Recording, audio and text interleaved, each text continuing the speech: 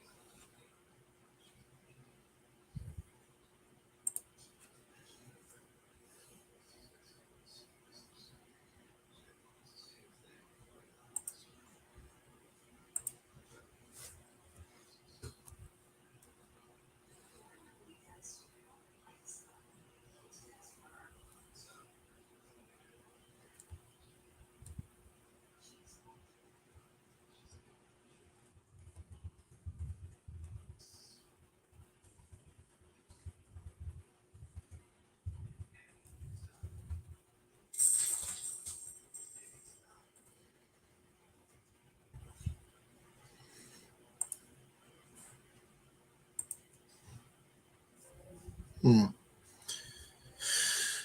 I guess this is what it looks like. So I've got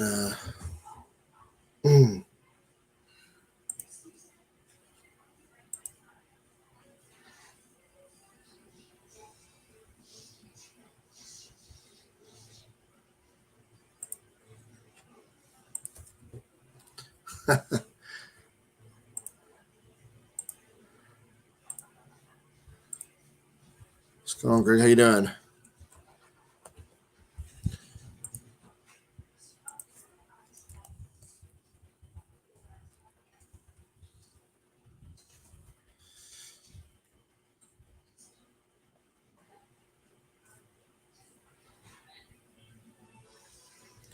So how do I?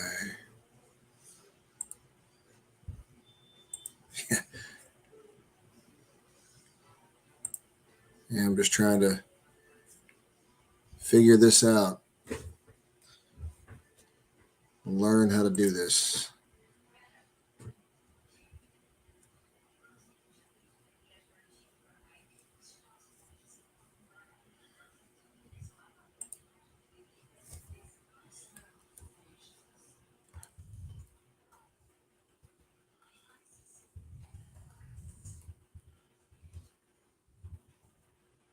Just playing around with Streamyard, trying to see what I can figure out on it. It's the first time I've done this. How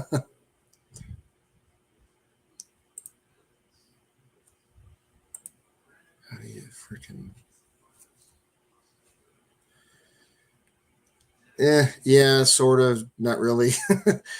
I mean, I've hosted some before on other people's StreamYards for that workshop, but I've never done it from my own StreamYard account. So like right now, I'm trying to figure out how the hell to share a link in the comments.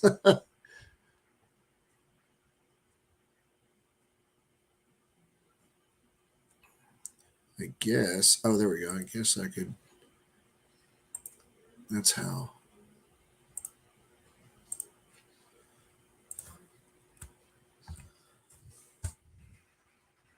Links in there if you want to join. If anyone wants to join. Like I say, there's no major gen. I'm just playing around with this.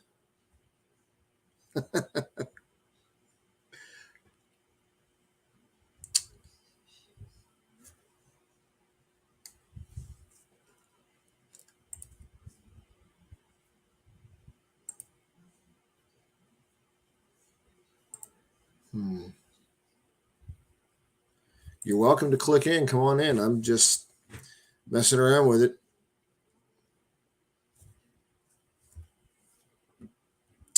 Playing with the background settings, the banners, and all that kind of stuff. I mean, I'm slightly familiar with some of them.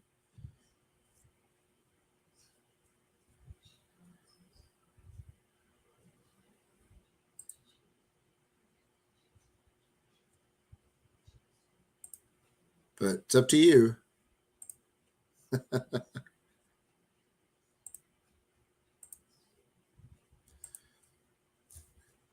No, I mean, I'm familiar enough with it. Like if you click on or somebody clicks on that link, I know how to admit and get people in. I'm familiar with doing stuff with the screens but some level of manipulation. But like I said, I'm just playing around with it right now.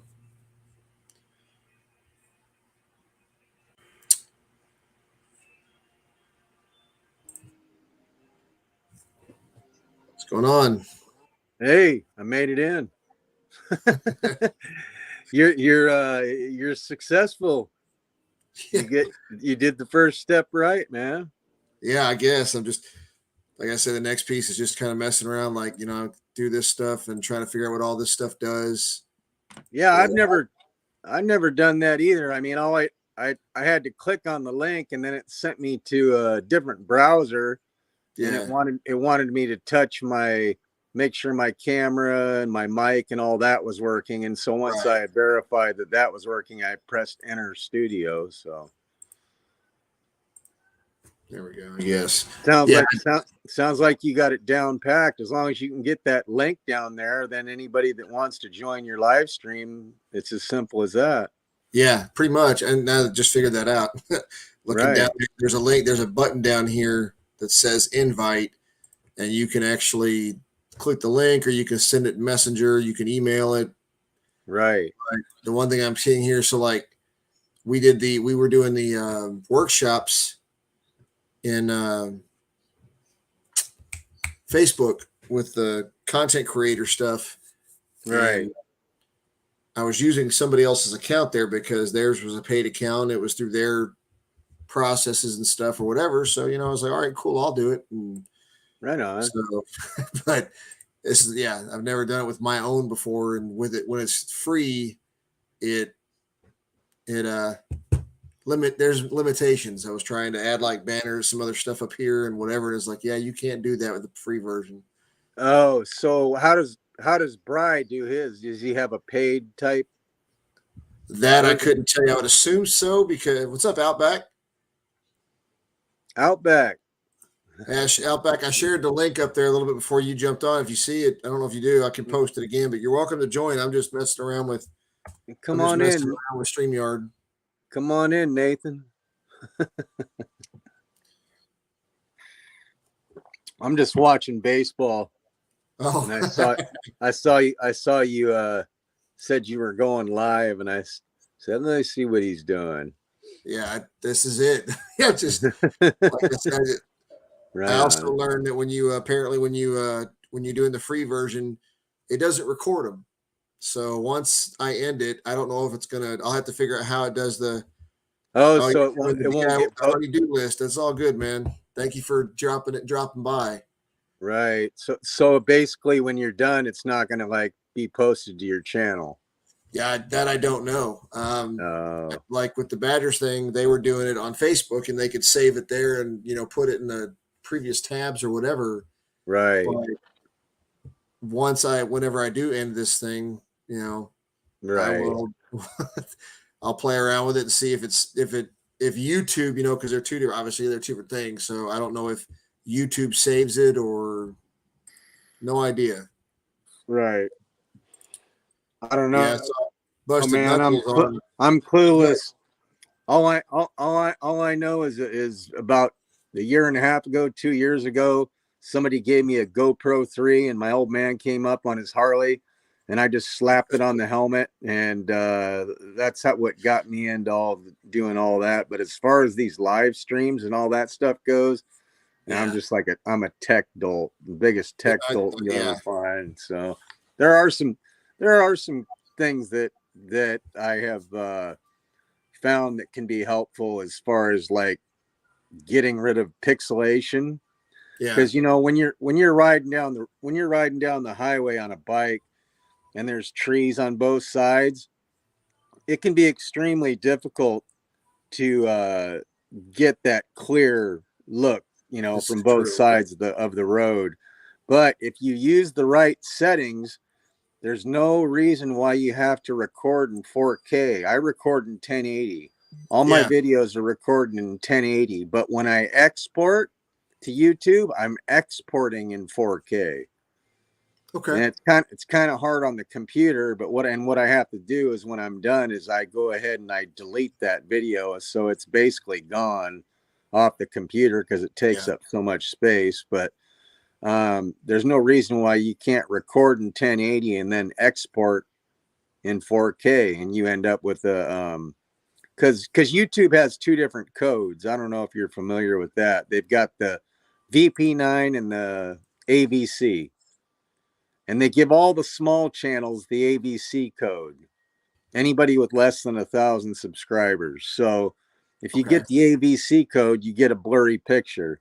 If you get the VP9 code, you get a clear picture. It's not about the 4K, 1080, all that doesn't make any difference. It's about whatever code YouTube assigns to your video. Okay. So there is some validation to what people are talking about, like when they say premiering versus just a regular published video. I don't know if it's just that, but they say that when you premiere it, doesn't get the highest quality as opposed to when you're just publishing a video. I don't know if that's true. It might not. I've only done like one or two premieres, and then I quit doing that. But I just know that when you record in 1080p, if you go ahead and render it out and you also export to YouTube with those exact same settings, you're going to end up with a blurry video. Oh, okay. You have to go in and you have to customize the settings before you actually export it to YouTube. And I don't tell everybody, I haven't shared it with everybody, the settings, but I mean, I have told certain people about it because I see them struggling with having a clear picture and whatnot. But it's not rocket science. It's just a matter of before you finalize everything, go ahead and go out and record your stuff in 1920 by 1080p wide is what I use on my GoPro. Okay. And then from there, you go ahead and just upload everything to your computer. But when you're exporting to YouTube, you want to increase all those numbers, like what I was doing that was working the greatest for me for the longest time was 2560 by 1440, which was a customized resolution rate. Okay. And that was working excellent for me. And then my editing software wouldn't let me export straight to YouTube, so I was having to take the damn video and send it to my computer, and then from the computer to YouTube, and I wasn't able to access that customized setting anymore, so I just did it in 4K. And I found out that it works awesome. If you look at the last two videos I uploaded, they're just super crystal clear. But you also got, another thing is I've got an absolute animal. It's a gaming tower. So it is a beast, and it's got a video card in it too. It's got like let me see, I don't know what it is, 32 gigabytes of RAM, and it's also got a video card and a bunch of other stuff. So it was designed specifically for these huge files, because the files that come off of a GoPro are just they're giant. So see, it's just one of those things. What's up? No, I was just saying, it's just one of those things you kind of have to play around with. I just noticed I didn't care in the beginning because I was just about me wanting to, capture me and my dad riding down the road together, and we could look back on it someday and say, oh, I remember that ride. That's the only reason I ever started a YouTube channel. I didn't have enough space to keep all our rides on my computer. So I thought, how could I save all of them? And so I started a YouTube channel, and I didn't care how many subscribers I had or any, that didn't matter. It was just it was just for us. And then all of a sudden it turned into something else. Yeah, exactly. Now I got Techin Moto reaching out to me on Instagram wanting me to do a review on some highway pegs. Yeah, you never see that. I mean, who'd have thought, Right. Rody, what's up, beer? Hey, beer guy, what's up, guys? Hey, I'm just on here messing around with Streamyard. It's my first time I've ever gone live myself from Streamyard on my account. So I'm just trying to figure the ins and outs and messing around with it, what you can do. another thing I just learned also is that so when I was on the live stream, when I was using the other account, you could not post like over what I'm seeing. You can see it yourself also in the private chat on the StreamYard piece. And when you go in the comments tab, I don't know if it lets you post into the comments tab on StreamYard, but when you have multiple people in there, at least on the paid version, like when we do those workshops, it wouldn't let me post in those comments on StreamYard. You had to actually go to the platform that you're going live on, Facebook or YouTube or whatever. So, right. Like What's here, funny right now is before I jumped in here with you, yeah, I could see who was in the chat room, but now all I can see is you and me. I can't see who else is there. So I got you. But yeah, guys, Roadie Riders, Outback, you already know that. Bearded guy, I shared the link right there. If you guys want to join, you don't have to. Just I'm like I said, messing around, chatting, and relaying what I'm seeing, so that if anybody ever does try to go live or whatever for themselves, just trying to help educate. I figure, one of these days, it's if we just do a, it, is it just an app called Streamyard? Yeah, it's a website, a platform, Streamyard. And there's others out there. Mr. G, oh my gosh. Hello, how's it going? And thank you for stopping by. We've all been officially blessed now. Mr. G's jumped on. But yeah, Outback. I see. Yeah, you can do comments. Like I said, when we did, we were using a paid account when we did our workshops. And maybe it had to do with we were live streaming on Facebook. I don't know if that was the touch for it or not, or if that was the condition for it or the limitation. But in there, when we had that going, I couldn't do commenting in StreamYard that would go onto the chat, the actual platform chat. So I had to go into the Facebook thing and make the comment. So, but yeah. Let me share it one more time. Yeah, and like I said, you don't have to. No pressure. Nobody. This is unannounced. I'm not planned or anything. I'm just messing around with it. Oh, you jumped on twice, I guess. Well, no, I got booted. Oh, okay. Well, let me kick the other one out. Oh, I'm on there. I'm on there in two places. It was. That's funny. But yeah, I know I did that with somebody on a live stream one time before they came on as one of our guests, and they said something that was, we've all joked about. Everybody in the biker community jokes about controversy or whatever. Right. And so I was like, I said, "What? You're this?" And I was like, I did that, and I don't know how I did. I went like that and moved him out. Everybody was like, "I was all right, you're gone. I'm out." Yeah, that's funny. Well, who's all in the chat room right now, Toby? So right now it looks like we have Roadie Riders. I've got the Frogzilla, Outback Outlaw, Mr. G, if he's still in there, the bearded guy, Jeff Lawless. Guys, I really do appreciate you all coming in here. It was funny because I was over on I've got Busted Knuckle Motorcycles. He's doing a live right now too, just so everybody knows, and feel free to jump over there. But I've had many lives, a couple of lives going back and forth before, but he posted, and as he just got his started, and he says, "Yeah, see, Toby's got one going too." And I commented on his live stream saying, "Oh crap, it's got me going live." I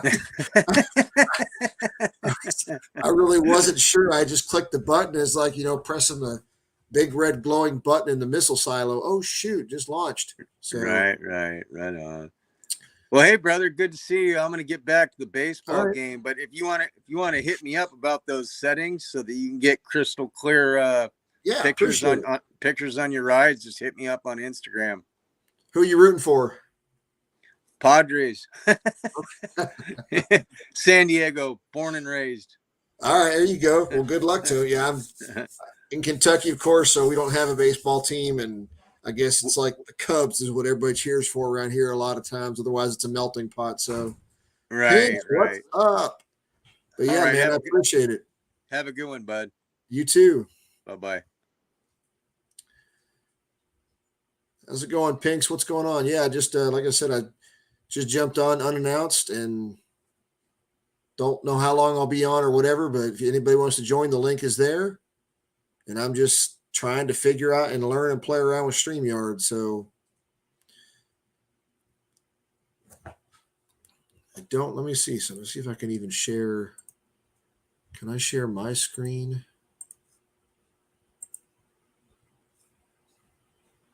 Frogzilla, I'm in South Central Kentucky. I'm about an hour south of Louisville in Elizabethtown.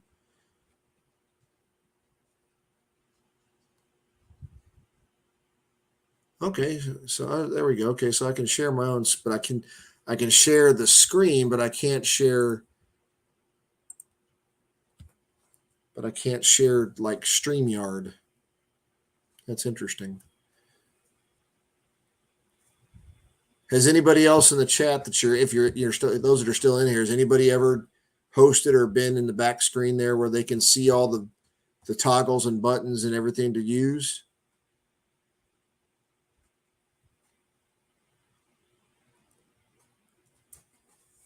Thanks, Rod in Humboldt County. Thank you for joining.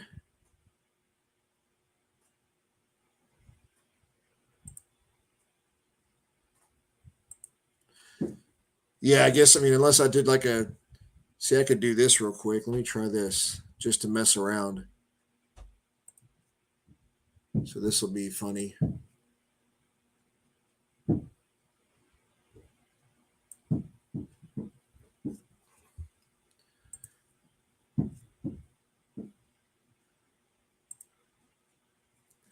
So I'm going to do a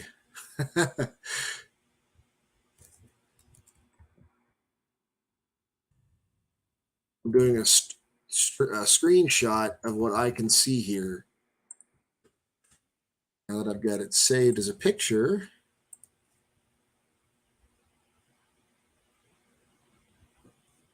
Oh, be careful, Pinks. Y'all stay safe over there then.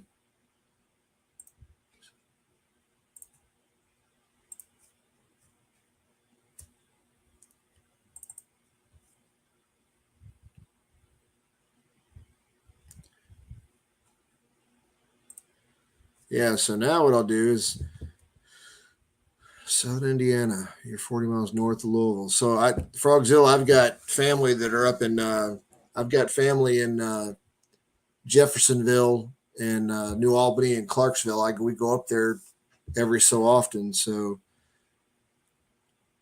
hell, I went to high school in Bloomington. Share the screen. When you share the screen, and you okay a video, you need to click share audio, but then you need to mute your own. Yeah. Thank you, Outback. That's a big help. Regardless, I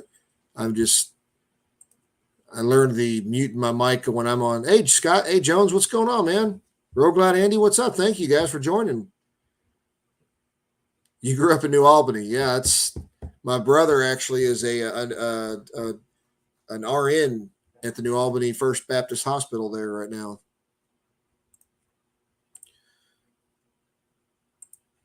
If I'll share it again. If anybody wants to join me for 5 minutes, no minutes, 10 minutes, you're welcome to jump on. There's the link. But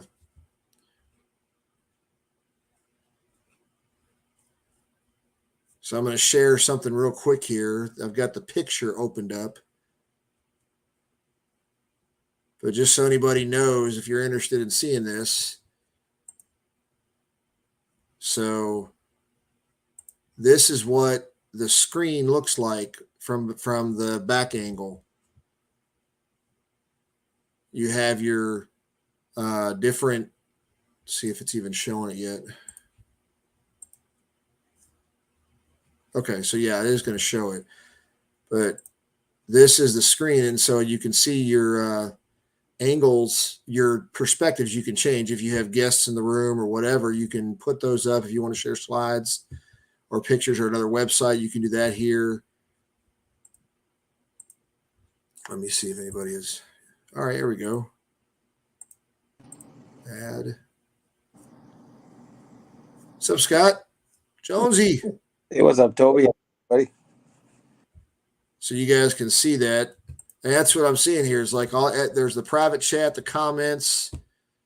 You can put banners up, which is where I put the learning about free StreamYard. I clicked on that right here. Jonesy, can you guys see this picture I'm sharing? Yeah. Okay, so yeah, when you do this, you click on this banner, and then you can create banners down in this section here. And then when you highlight the mouse over top of that banner, it says hide or show. And then when you show it, it shows it here on the screen over here. So There you go. but yeah, man, how you doing? Good. Good, I guess. Just How was Sturgis? that was a good time. Good time. Never want to come home. You know how that goes. I know that's right. Like to stay longer, but yeah, we had a good time. Cool. Yeah, we turned and burned on that. Yeah, I was gonna say we didn't get to hook up with hardly anybody. I mean, it's just the way our schedule as far as getting out there, because everybody else was, a lot of people was leaving or got out there earlier than what we did, and then we always stay the week after. So Yeah. we found that's the best way for us anyway, because we're out there more for the rides and seeing everybody. Absolutely. But the rides and everything, and it's just that week after is just so much more relaxing. Yeah. Yeah. No, my wife and I, we rode out. I mean, you probably knew that. We rode out Wednesday before, got there on Friday, and then we left Sunday because our kids started school on Wednesday. That following Wednesday, we're like, we're going to be there for them. It's our son's senior year and stuff. So, oh yeah, we've already agreed that either, 2025, when our daughter graduates of her senior year, that same summer, we're planning on going and like getting there the week before or whichever one, week before, week after, and staying the entire time, because every single time we've gone so far, it has been limited by some kind of schooling or some appointments or something we had to get back for. So we've never stayed the entire time. And so we're gonna do that, but do it where we can stay, like you're doing, either at the end, on the back side or the front side where it's not busy. I can only spend so much time at a rally anyway, because it's the same thing over and over every day. And like I said, we go out there and we spend more time in the smaller towns. And this year we took time out and took a day and rented some side-by-sides for a day. And I tell you what, that's going to be on our list every time we go out now. That's cool. Yeah, that might have to be something to, because I mean, you go during I know, like, who was it? I think Full Throttle Hog, his wife and kids came out. They came out the week before, and he rode around with them, and then they flew back when the actual Sturgis kicked off. So right, yeah. It's just like I said, we've always done it that way, and it just, I know a lot of people go out there the week early and this and that, but it's just as busy the week early, they say, because it's like, everybody's getting there, and so, how that goes and all that. And we just found that it's just easier for us to go out there. We catch the last part of the rally, because we got there on, it was actually Thursday when we actually went into Sturgis. Okay. And then we didn't bother to go back to Sturgis. We was everywhere else. And then the whole week after, it was just relaxing. You could go anywhere on the bikes. You didn't have to wait. You could just do anything. I bet that freedom of moving almost entirely, I'm sure. Absolutely. And getting caught in the rain. So we had a good time. I mean, sorry, I was just going to say also, so you guys understand, the same thing I clicked on, like with banners, like I'll go over here to this banner tab like you all saw earlier. And when I click on hide, that's when the names come back up. And you all saw earlier where I showed the persons below the screens. And so now this is where you can make the pictures larger if we have more than one, sharing that picture like I did earlier, the screen view. I mean, it's pretty intuitive. StreamYard is pretty user friendly for what I'm seeing here. Right. Hey, listen, I'm on my phone right now. I'm gonna switch over to my computer, so I don't know if I got to get off here and then do it again. Yeah, you probably will have to. Okay, I'm gonna So get off. go ahead and do phone. that when you jump. If you jump back on, I'll just admit you back in. Yeah, just have your link up there where I can get it, and then I'm gonna do that because I'm gonna get off my phone, so I don't have to sit here and hold it. No worries. I get that. All right, I'll see you in a few. All right. Yeah. Hey, Pinks, thanks for coming by. I really do appreciate it. Absolutely, I'll be there in just a second. Yep. Bye. All right.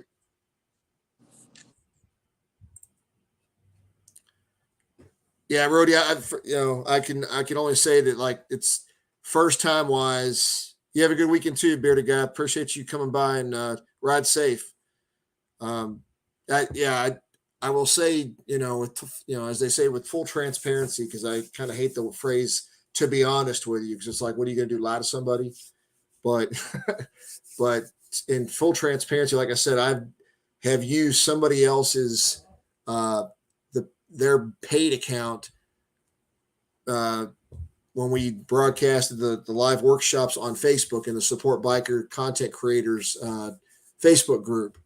I was using somebody else's paid subscription there, their account, and so now I wanted to get on here and my own control, my own account, which is free, and just see the differences. And there are some significant differences. For one, I know, like I said, I was saying earlier when I first jumped on here, that it says that when you're under a free account, it won't save the video. It's not going to record the video. So I don't know how that controls it on YouTube once I end the broadcast, but at least on StreamYard, you're not going to be able to go back to this video. At least this is what it's telling me.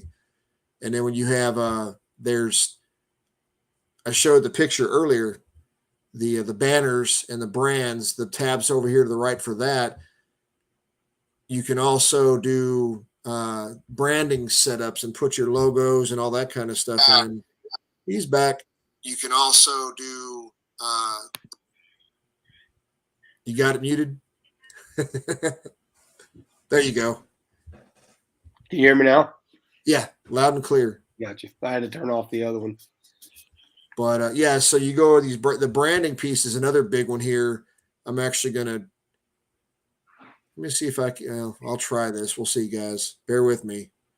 And it's just so people can also see what I'm seeing. Because if you've never, I don't know about anybody else, but if you've never seen, so don't pay attention to this here. This is just obviously the repeat of my camera. But you look over here, and this is all the branding setup. So you see, like when you see Full Throttle Hog or you see Baggers and Brews, this is where they can, if I'm assuming this, if they have a paid subscription to this, then they can set up a different style or whatever of their branding and everything on their channel. You can put your logo down here at the bottom of the right screen and some other stuff. But when I tried to click on this to set it up before I went live, it says you have to have the paid version. So I was like, all right, well, then hell with it. I'll just keep doing what I'm doing here. Hey, everybody wants their money. Oh yeah, don't doubt that. Oh yeah, everybody. Yeah, RHODYRIDERZ. I've watched a couple, but we kind of, like I said, on that Support Biker content creator thing, I kind of just learned trial by fire. I jumped onto the other account before it was time to do the very, very first workshop we did, and I just kind of initially played around with it a little bit to the point, so I could get familiarization. I didn't mess around with any of their stuff because I didn't want to. It'll stay on your channel wherever you feed it to. Okay. Yeah, right. Show me the money. That's, like Scott said, that's what they want. They want that money. Yep. Yeah, we did. We got there Friday afternoon, hit the chip for a while, and then linked up with the Badgers and Windrow Therapy and Iowa Hog Rider, and did some nice rides back down in the back in the Black Hills areas. It was just an unknown route to me. Some of the areas were first, some of them I'd recognize, but Right, yeah. Yeah, what's one good thing about that place? They got some great rides. Holy cow! Oh yeah. Well, Yeah. like you said, when you don't have a bunch, hundreds of thousands of bikes and cars going all over the place during bike week, it's probably even more enjoyable.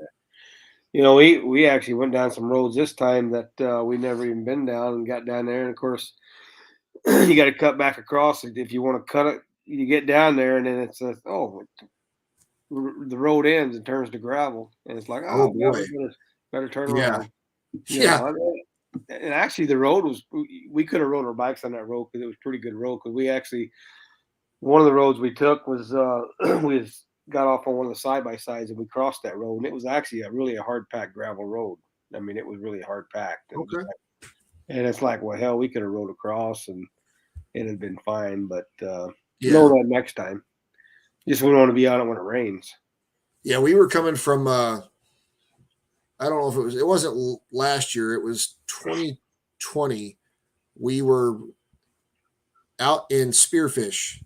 Yeah. We were staying at a friend's house there, and we were following GPS going to the chip, or going to, what is it, Pappy's campground or whatever it is that's nearby there, right there, to get the hog pen. And it took us on that. So you go out the chip, you hang a right, and you go down that gravel, and that gravel road could take you for miles. Yeah. And that's the way we came in that first time, and there was. Yeah. I know what you're talking about because it took us out there. Yeah. 2 years ago. I don't mind that kind of riding, but I was like, if I don't have to do it, no, no, and I wouldn't have mind doing it either. But my brother, he didn't want to. He wouldn't have done it, and then and so it's like, because you got to be in the comfort levels of everybody that you're riding with. You got to be fair to that. Well, he's been riding a lot longer than I have, but he just wouldn't do it. He's just, he's my oldest brother, and he's the oldest brother, and he's the one that's Navy vet, 21 years, and so he's not gonna get his bike out on those kind of roads. I get it. I can understand that. He's got I think it's a 2012 Victory cross country tour, and he loves that bike. He said, "I'll never get rid of it." Hey, Rody, what's up? Welcome. Thank you for joining. How you doing? Yeah, Scott. That was my first Victory bike. Actually, it was a 2012 Victory cross country tour. Yeah, took that to Sturgis in 2012. I think. Yeah, his is a pearl white. It's a beautiful bike, and that's his baby. So what's going on, Rody? Not much. Getting ready for tomorrow. I got a motorcycle run to go on for police officers. A bunch of police officers. They Gunfighters Motorcycle Club in Newport, Rhode Island. So I got about 6 guys coming with me. I'll be leading down to the run, and should be a good time. Oh yeah, sounds. I don't really do too many of them because I find them pretty dangerous sometimes, But this one's well organized. It's all police officers. It's going to be a good run. So, but that's what I'm doing. I'm getting ready for that. Well, be safe on that, and thank you for the support on that. I mean, I'm not a law enforcement, but it's biker community. We know how to get together, band together, and raise money, right? And help causes. So that's what it's about. That's what it's about. Yeah, it's just I'm happy to see somebody coming in here and doing the Streamyard that's never really done it before. Yeah, I want to do it. I've been talking about it with all the guys up here in the Northeast, and I want to do it. So I'm going to do probably what you're doing. I'm just going to jump on there and wing it and see how it goes. And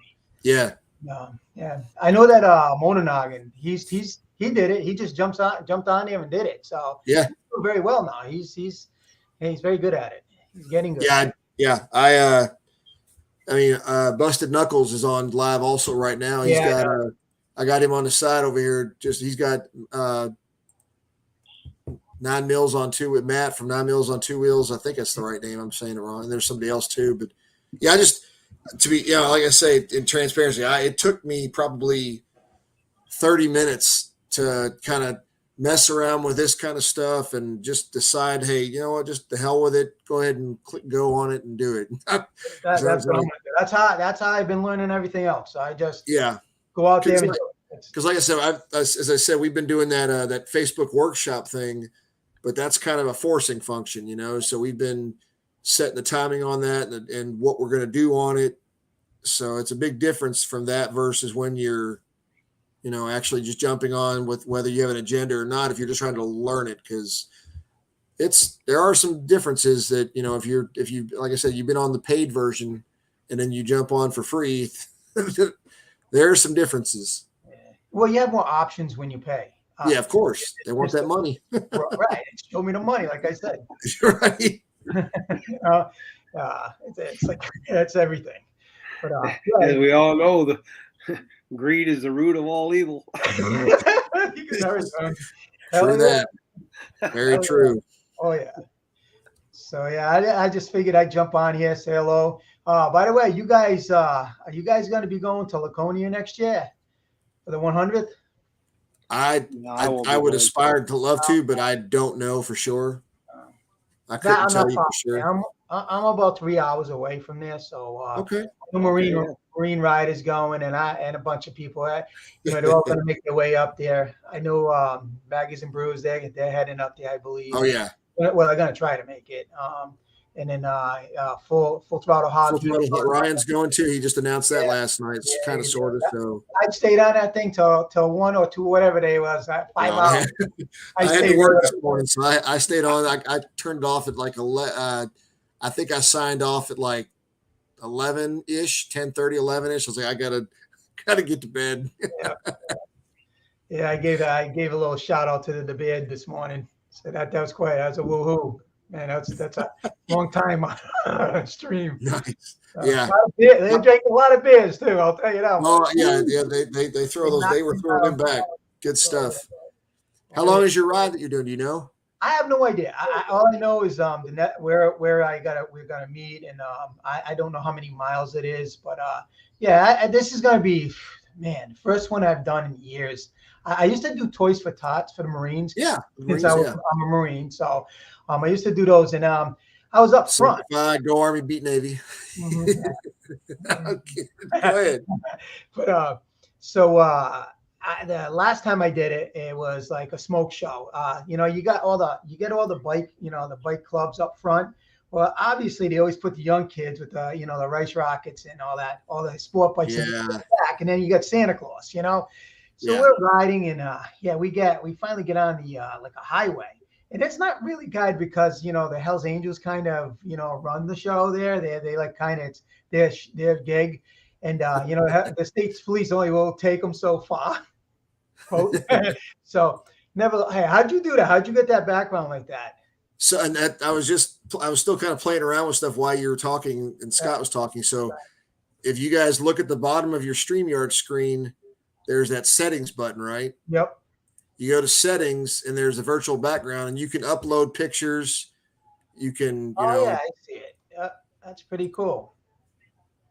Yeah. I'd have to, it tells me, heads up, the green screen feature uses a bit more resources, blah blah blah. Yeah, I got a pretty powerful computer, so like I've got a different camera up above here trying to, I don't know if you guys ever watched Think Media, but one of the things there you go. Brick wall, man. Cool. But, one of the things they always talk about is making, you know, doing whether you're streaming or however you're doing your stuff, you want to try to put your camera placement to where it's at least eye level or a little bit elevated. You don't want to be necessarily looking down. You know, you don't want them counting your nose hairs. There you go. That's a beautiful one. I got my piano. Where is it? Oh yeah, yeah. It throws you around. You're like, which way am I pointing? Kind of weird.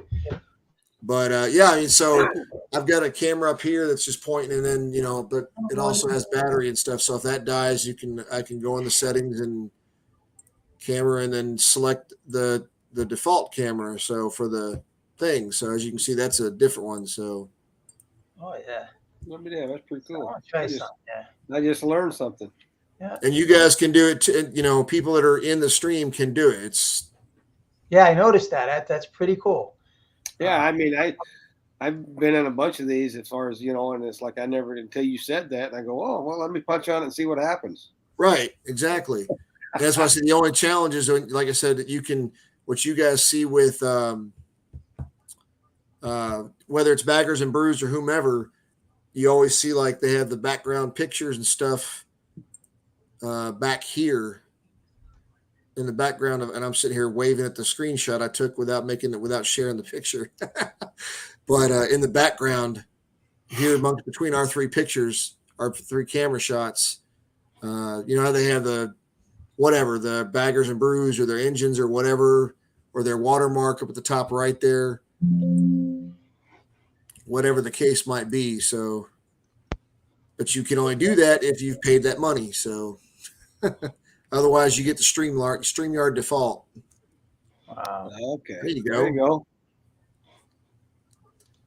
Here we go. Oh yeah. How's that? That's So pretty cool. so now that picture right there. Now, is that on the thing there, or did you just? What I did was I went to one of my folders. I saved logos. I have Gotcha. a bunch of logos. And I went in there. I just grabbed the logo from it, and I just followed the instructions. It's pretty straightforward. You're right, Toby. It's Yeah. So Scott, here you go. So you can see what I've got here, right? Right. So you go into settings, and when you go to virtual background, you can scroll down and it gives you the option, that plus sign, you can upload any pictures you want. Okay. Gotcha. your background. You can put yours. I got you. Your stickers. I was going to do mine. I couldn't find my my logo. Well, I did this, but I was like, I wasn't a big fan of just the rest of it being all black. So I was like, you know what, but yeah, it's different. I'm getting the opportunity also like you to learn. This is and cool. so like if the other thing we also did during that I learned is like if I've asked you to share your screen, you guys have the option right below at the bottom down there by settings to share your screen as well. Uh-huh. If you say you wanted to show a website or something, you're trying to show us a bike or a picture you just took today. Yep, so I'm not here no more. Feel free to, either one of you can feel free to do that. And when you share the screen, you're basically kind of asking for another screen to come on. That's weird. Trying to do the background. Can you still hear me? Yeah. Yeah, I'm still here. I'm just jacking around. Exactly. I'm trying to put a different logo in the background, but it's not seem to be doing it. And so you can like, That's where weird. is it? So you can there's share, go ahead. so you can I can share a screen. Yeah. So down there, see where it's your thing where it says settings. Yep. Next to it, there should be a share button. Yep. Oh, I see. Yep. You click that. Unless, if you guys, either one of you want to practice it and try it, click on share to share the A slide. like if you want to show us a picture or something or a slideshow or presentation, feel free to. And what you would have as the controller, me as the host, it would, if I remember correctly, I think it comes up as a fourth screen when you share it to me. Yeah, there you go. See, now just like I had to admit you in from the green room, I got to do the same thing here. And what I'll do is I can hide the banner so that it shows the whole thing. And then this comes into where you were, I just, for some reason, I'm like, I can't see myself here. So can you guys see me? yeah, just fine. Yeah. I can't see myself. So you are, okay. So the other thing, if you only got one screen, the next thing you got to do is look at the bottom of your screen there, and you should have a little bar that's covering part of your menu. And you see a little blue button that says stop sharing, or a white button. A white button, stop sharing. I don't see that there. Can you see our I screen? see it, yep. There you Stop. go. Once you stop. Edit audio, edit. On me, my. So no worries. See, There we go. yeah. Yeah, that's it. So when I share, I see what's going on. you can see mine like right here is where that stop sharing is. Okay. Yep. And then like if I'm presenting this to you guys, I can hide us all completely and make the screen look large, or I can put us back like we were a second ago, or I can, if I'm a single presenter myself, it has different variations of how you can. How many people can come in here at one time? That goes back to the paying. Right, the paying. So, yeah. So if my understanding, I think with the free version you can have, it's what Scott, I think military biker, I think Steve-O had 9 at one point. Oh yeah. Really? Yeah. It's 6 or 9. It's one of those two. And then when you, right, 3, you know. yeah, and then when you if you pay, I think you can get up to 12. Yeah. But I might be slightly off on those numbers. Nine is plenty. I'll finish the story. I'll finish the story real quick. Anyways, we're on the highway, and as soon as we're going, and I'm behind those guys, the like I said, the sport bikes, and they decide to start pulling wheelies. So you know, and then one of them lost control of the wheelie, and they banged into a road glide. Road glide went off, and all I seen was smoke everywhere. So me and my buddy ended up becoming the leaders of the whole thing, because the HA took off. And we knew where they were going, so we knew how to get to where it was ending. But that was the last time I did a run. I said, this is not. No, I'm good with this.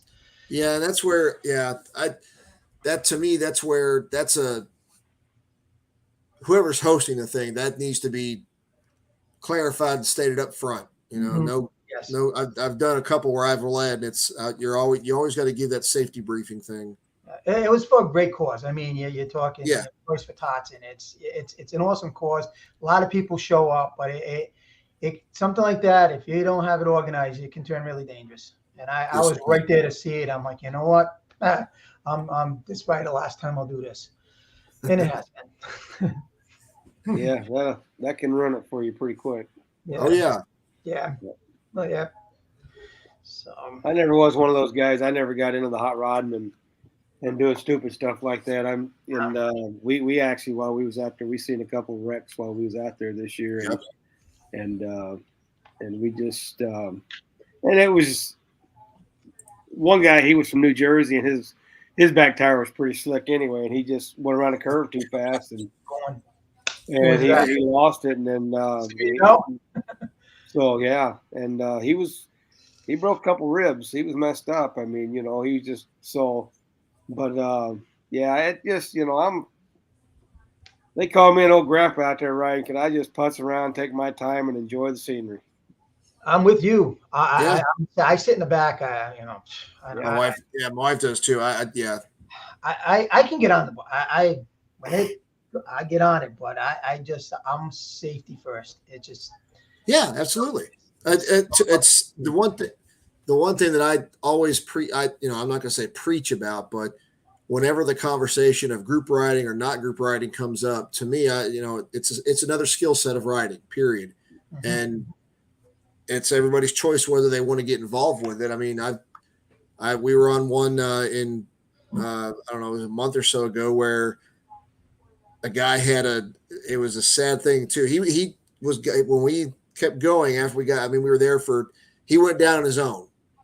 He says he hit like a bump or something in a road and it squirreled on him, and he, wasn't doing any kind of froggy stuff, but the squirreling or whatever pushed him over into the side of the road. Next thing he knows, he was in the side rail. So his bike was, sad part was one of the snake venom road glide colors. So, but fortunately for him, he had some minor road rash, at least that I could see, and he had some lacerations, some whatever, but he got up on his own. We helped him up a little bit, but he was standing on his own. He was basically just waiting for the ambulance to come up to kind of give him a check over and clear him. We were waiting for it to show up. But I mean, yeah, it's like you say, you're always looking. You're always, safety is the primary thing. I have a lot of woods where I am. There's lots of woods. Even though I live in a city, there is a lot of rural area here. And the one thing that I really, really worry about is deer. Oh yeah. They're all over the place here.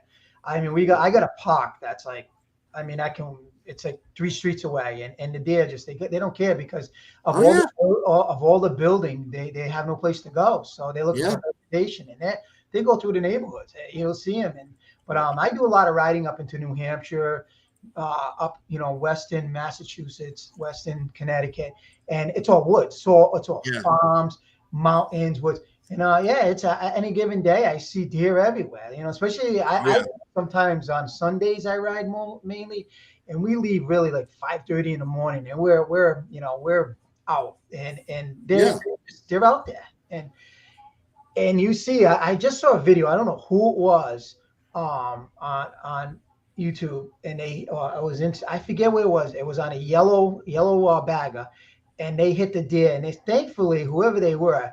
They hit that thing. They were covered in blood. I mean, the girl had blood all over his hand. I'm like, but he kept the bike up and he was okay. I couldn't believe it. I was like, wow, that's crazy. That's amazing. It's amazing that he was able to maintain that with a passenger. I don't ride with a passenger, and he did it with a passenger. I'm like, that's impressive. Yep, and he didn't get hurt. That is impressive. That's really good. Yeah, I used to live on Fort Knox before I retired, and there were certain roads that you could, between the main area versus the housing areas, there were a couple of roads that you could drive down, and you'd have to. It's almost like going to Sturgis and seeing buffalo in the road. You would have to stop and plow through. You can tell about that. You've been out to Sturgis. Tori, you've been to Sturgis? I don't know. Yeah. I haven't been. Yeah, I haven't had the luck to go yet, but I'm hoping next year I'll be making it. But anywho, I see videos of those that is insane. That I'm like, holy, those things are like, I don't know, they're like tractor trailers out there. Oh yeah, the buffalo. Yeah. Oh yeah, they're not going to beat moose, but no, the moose. We have moose up in Maine. Up as soon as I start getting up, northern New Hampshire, the Maine side, it's signs everywhere. You look out for those. Well, yeah. You hit that. We go up there. My wife actually is from up northern Maine. She was born in Caribou. So, she was Eagle Lake and Aroostook County, all that kind of stuff. Her mom was married in Aroostook County. Her extended family would go up. We'd go up there and they'd have a reunion every odd year, I think it was. So, first time I saw a moose, I was like, holy crap, Jack and the Beanstalk. Yeah, they're big antler. Man, they're big. They are huge. Big animals. So will the buffaloes, like from the noise of the bikes, do they want to charge the bikes? Or they come Not normally. Of course, mating season is going on right now out there. And you got to be careful. I mean, because usually when they're crossing the road, you just stop and they'll walk right by you. But, I mean, I suppose you could have one if he wanted to, Yeah, but normally they won't bother you. But if you get off your bike and start walking over toward them and all that, like you see videos of people doing it all the time. And because, they're stupid stuff, and it's like, you deserve what you got, Yeah, you could look on YouTube and see. I've seen some videos of people even on their bikes and they happen to be next to the wrong buffalo. Yep. Walk right by them and just headbutted them. What persuades you in your mind to go stop and look at an animal like that big? Like what in your head makes you want to? In some of those routes, I mean, Scotty can tell you also, some of those routes, they're free roaming. Oh yeah. Especially in Custer State Park. I mean, you can ride through all that area. It's a great riding road, but free roaming alligators in Florida, and I ain't stopping. Yeah. I mean, they'll take up the whole road, so you got to stop, and then Well, I have seen videos like that. It just and can't get by. They'll just walk right by you. But I've never had any problem. I've had them walk right by me. I mean, I can just hear them snorting, and just looking right at them. It's like, boy, that's a big you ever gone in right the campgrounds or like the Buffalo Chip or anything like that? Like go right into the campgrounds? Have they ever done? You seen anything? I don't know. Not that I know of. That would be crazy, dude. I'd be running. Yeah. I think Buffalo Chip is in itself is probably too rowdy for them to. They'd steer clear of that place. Probably. They probably wouldn't go in there. Man, Man. They're a neat animal to see, though. Oh yeah, yeah. yeah. I Really bet, cool. to see him in real life, you see him on, I've only seen him on videos or pictures, but I'm sure to see them in real life, it's pretty grasping. Like, Oh, whoa. It's yeah. amazing, yeah. Yeah, I went haven't through Yellowstone. I went through Go ahead, Yellowstone years ago on my bike and never seen one buffalo No, through the whole park. really? Yeah. And then you Nope. go there and they're just everywhere. You know, it's just and we did the excuse me, we did the wildlife loop one day and we didn't see any buffalo, and then me and the wife was out there one day riding, and we was at Wind Cave National Park out there on the south side heading toward Hot Springs, and we're sitting there feeding the, not supposed to, but we're sitting there playing with the prairie dogs, and then we're sitting there, and all of a sudden, boom, here comes a whole slew of buffalo just right over the hill. And we're just sitting there watching them, taking pictures, and just, I mean, they just appeared, they Oh, just yeah. It must roaming around. sound like thunder if they're running. Oh yeah, they just. Oh, yeah. And they was walking, but I mean, they just. Mosey Can't away. imagine the miles that they cover in a day, just wandering around. Yeah. But you never know when Nope. you're going to see them, because you can go through the wildlife park And not see a State thing. Park 5 days a week, and you might not see them any. We get the brown bear or black bear up here in the Northeast. We get a lot of coyotes, foxes, things like that. We do get the deer, plenty of deer. We do got something called a fisher cat. You know what a fisher cat is? You ever see a fisher cat? They kind of they're like three clawed. They animals. They kind of look like a bat head. They're really dangerous. They'll bite you. They can't. My wife will not get on the bike again because of one, because we were on the bike and it came after us. It screeches like a baby, and it hates the noise of the pipes, and it come running. It's coming running. She's got her legs up, and I'm just kind of throttling on it, and just looking at it, and it coming and getting away from it. That was it. No more for her on the bike. And they're called what again? Look them up on Google. You see fisher cats. Fisher cats. Fisher cats. Yep, we All have right. those up here. They're pretty brutal. They can take down a cow. They will take down a cow, a full. No kidding. Yeah. Oh yeah, we'll take it down. They look like Devils. they kind of look like a cross between like a ferret Yep. or a mongoose, but not more like a ferret. They're nasty. We got them here. Yeah, we were having a problem in the park that they were killing all the wildlife in there. God. Yeah.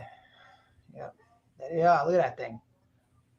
Yeah, you see them around They there. don't give a damn about their bad reputation. Look at that one. The one on the left there, one down. Over right, that one. That's what it looks like, a devil. It looks like man. That thing is. You should hear those things. They are vicious. Man, that guy holding one. It's like freaking You huge. see how big they are. It's like a pup, like a dog size. Yeah, they come at you. Yeah, I can see how they could take out a cow. Oh, they'll take it out. They take it right out. Damn. They get a couple of them, forget it. They'll rip it apart. Yeah, and that's what we have here in a city, close to a city. Can you imagine that crap? That's because environmentally they're cutting everything down, building houses. Oh yeah, so they're pushing them out of other locations. Yeah, they're taking them out of their homes, their habitat. So, and we get a lot of water here. A lot of there's fresh water and there's salt water here. So it all they I forget what they call that when they meet together, but we have a lot of that here. But so you forgive me. I think you said you're in New Hampshire, right? No, I'm in Rhode Island. Rhode Island, Rhode Island. I mean, duh. Well, so As I say, because you guys are like, I mean, you're right up there you've got a part of the states on the ocean too. So I'm pretty close to that. Yeah, I'm more to the northeast corner of Rhode Island. I'm right next to Massachusetts. Okay. So, but you're talking the state is only 53 or 52 miles long, 24 miles wide.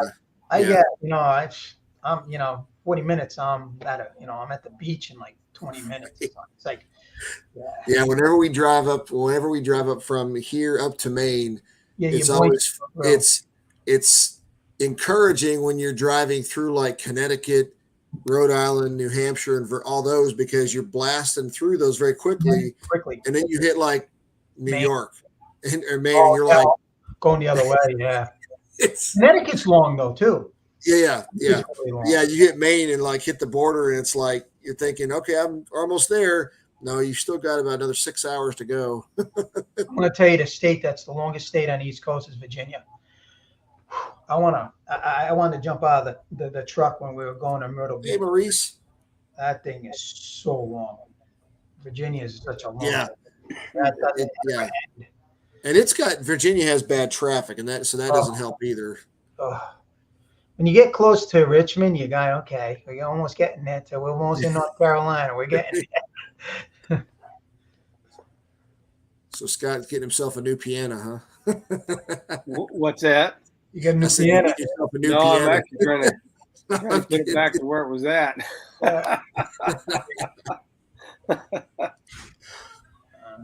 So Maurice, what we're doing, and if anybody's still in here, I see we got probably if all three of us are watching, we probably got 3 others in here still. Like I said, I was on here unannounced. I'm just messing around. It's the first time I've hosted my own Streamyard on the free service. So I shared the link. If you want to join in, if you're still in the chat somewhere or not commenting, feel free to join. I don't know how much longer I'll be on. Probably not too much longer because I'm not trying to take everybody's night. And I was blessed with Scott and Rhody. Thank you guys, regardless, for joining and riding Humboldt County was nice to come on too. So, like I said, I'm not trying to kick anybody off. I'm just catching everybody up if anybody just jumped on. So It's cool. Yeah, he's right. The New England states are small. Yeah, he's correct. Well, I mean, you got those were the 13 original colonies. So you had those come up, and in the states, tons of history. That's one thing I do love about that area is you could go 50 miles in any direction really up there, and you could be at a historic location. That's I can go down the street. I'm in a historic location. Right. I'm in the mills. They got where they used to have the water making textiles, and they preserve some of it, but a lot of it now, a lot of the old mills have been turned into condominium townhouse things. So really? Living space. Yeah, everything's turning into living space. Well, look at us, country. We're getting away from manufacturing. You see the I always say you see the Walmart ship come full, but it leaves empty. It is true. You go look at it. It is dead empty when it leaves. I don't. It's crazy. Yeah. Hopefully, it gets fixed someday. I was dropping off a tire I was getting a lawnmower fixed, and I was dropping a tire off with them to add to the thing once they got the engine fixed up. Anyway, the lady that was at the counter, I told her where we were in Elizabethtown, and she's like, "Yeah, you're over here." And she's like, "Yeah, I remember when that whole area back there was nothing but farmland and had a big old water tower in there." And I was like, "Yeah, that's what I've heard a lot of stories about that." And she says, "Yeah, me and a friend of mine, we were younger. We used to climb up to climb at the top of that water tower and get drunk." I was like, "Well, I'm glad you never fell off." She said, "Yeah, people did all the time, and none of us ever fell off." I said, "Well, that was probably along the same. I grew up in that time. We drank water from the water hose and never got sick and all that." And, I'm hitting that. I'm at that 6-0, man. I've drank from the water. Oh, you drink that water. Yeah. Used to love that water. Yeah. So now nobody does anything taking a risk. It's like that kind of stuff. What I say to my kids and stuff, I tell them, I say, you don't understand what meat used to really taste like. It doesn't taste like it tastes different. Like meat, the water. The water was cold, fresh. Is everything back, 50 years ago was totally the food, the produce, everything we consumed didn't taste like it. Even a McDonald's hamburger didn't taste the way it does now. Hold on. My camera died. I gotta switch cameras. What's weird is now I'm running my speakers without the head jacks. They recommend you wear headphones and head jacks. I don't got no feedback. So I don't know. That's the other thing I didn't understand. Like I'm running right off my speakers from the computer, my USB speakers. I got no feedback, and This is Yeah, it varies. So like I have, obviously everybody has YouTube muted, but I've got a single Bose speaker that's over here that I use for my sound all the time. Nothing fancy. I've had it for I think we got that we've had almost 10 years. One of those color sound little Bluetooth types that you can take outside. It was waterproof and all that. Right. You can sync up to them together. Like JBLs, right? Like that kind of. Yeah. Yep. So I've got one of those and it's been sitting here for that the whole time. But I mean, I've got a mic that I ended up getting that I use for other stuff. I didn't want to get it in with this because I didn't want to get all the crap all out with this. I just want to. I got a mic sitting here. Exactly. I don't talk over it. I'm off the mic on the camera. Yeah, but I have headphones that when I turn the mic on, the headphones are plugged into the bottom of the mic. Okay. So when I have that going, I hear everything through the headphones, and the mic works there. So that's cool. But it works fine. I mean, it's the same. We snagged our son the same headphones for his computer for gaming. I'm like, all right, well, let me try them out too, and it works. So. Yep, I built the computer here. I built one for me and one for my grandson because he's into gaming. So this is like a gaming computer. So that's why this thing I got like 3 hard drives in this thing. I got a ton of video that I never posted. You ain't kidding. I still got tons of stuff I still got to edit. So much stuff. I'm like, who was I telling? Oh, it was Motonaga when I was on. I said, maybe in June, I kind of had a little, family, life. And so I just stopped doing everything. And I kind of regrouped. And I'm starting to get back into it. I like this niche. I like talking like this to people. Yeah. Not so much the video, but I love to get out and talk to people. I'm a social butterfly, man. I'm like, I just love it. I love people. So, and I worked in an industry that I worked with people for 22 years. So I was. What was that? I worked in the cable industry. I was an installer.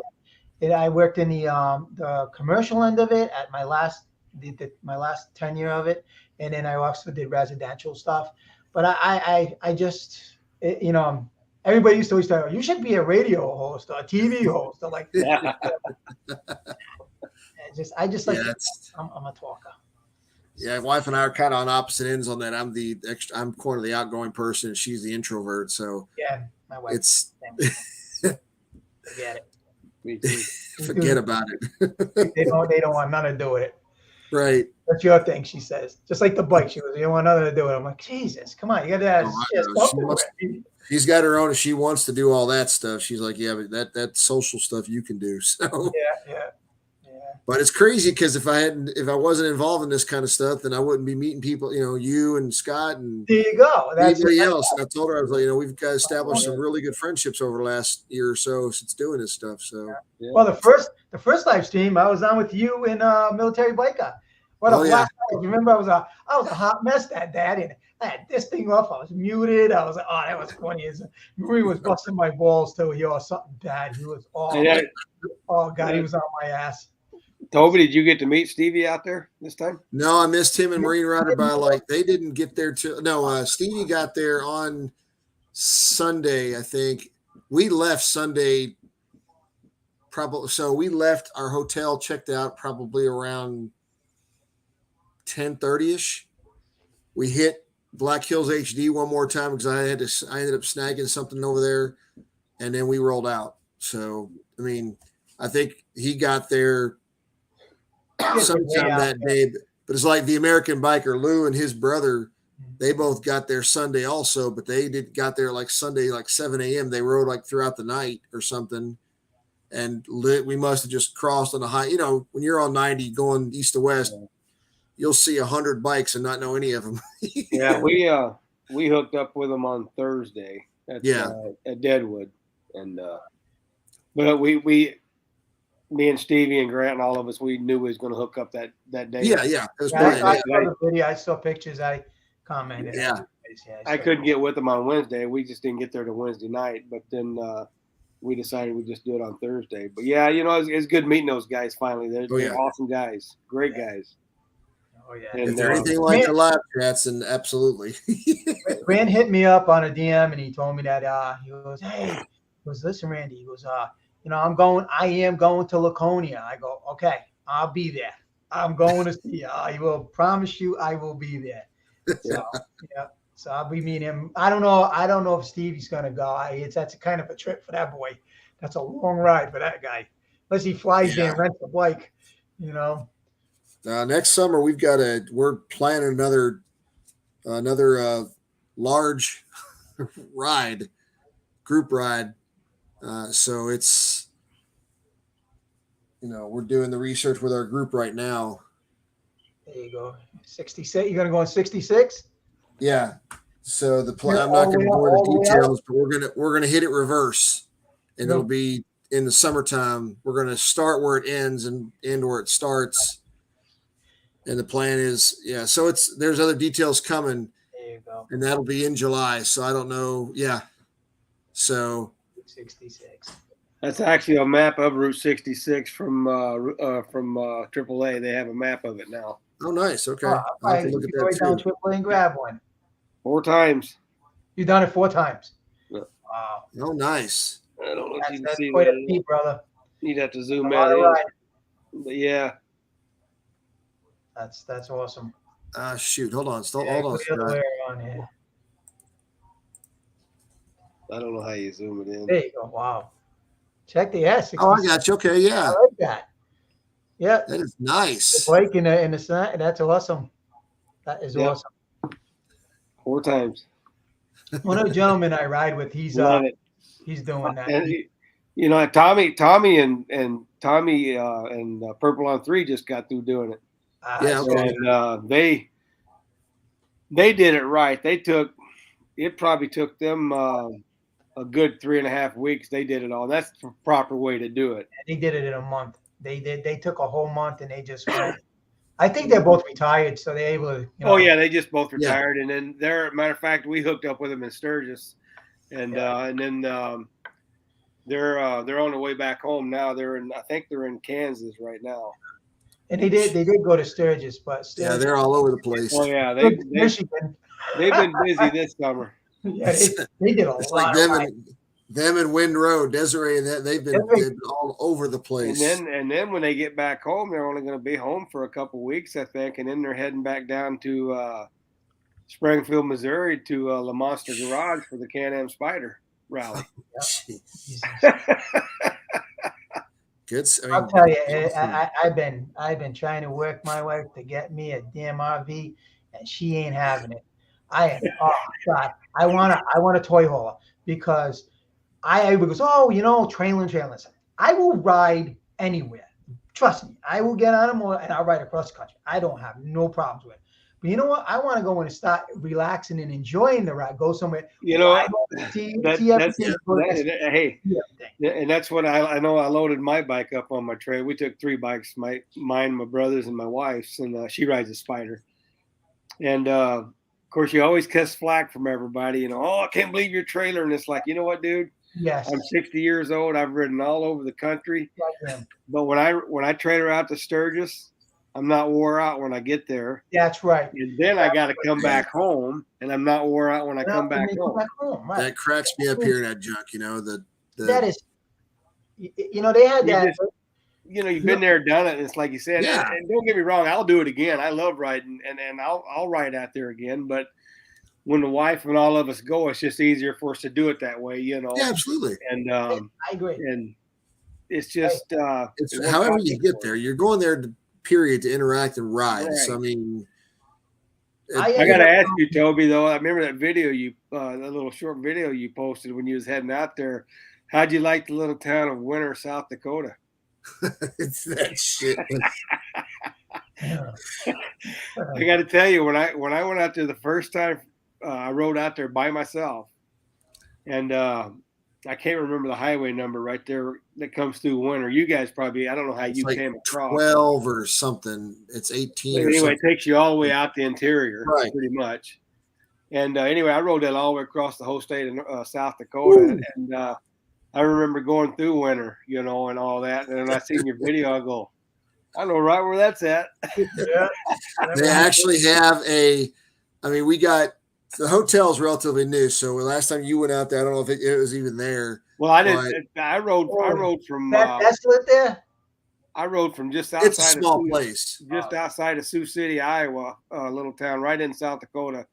I spent the night there, and then I got up the next day, and I rode all the way across the interior and spent the night in interior South Dakota. Okay. So I went through all that, and it's a beautiful ride. I really enjoyed it. And but we had some serious headwinds. We got out of the city, and we're both like leaning into the wind. It was blowing so hard, but no, there was actually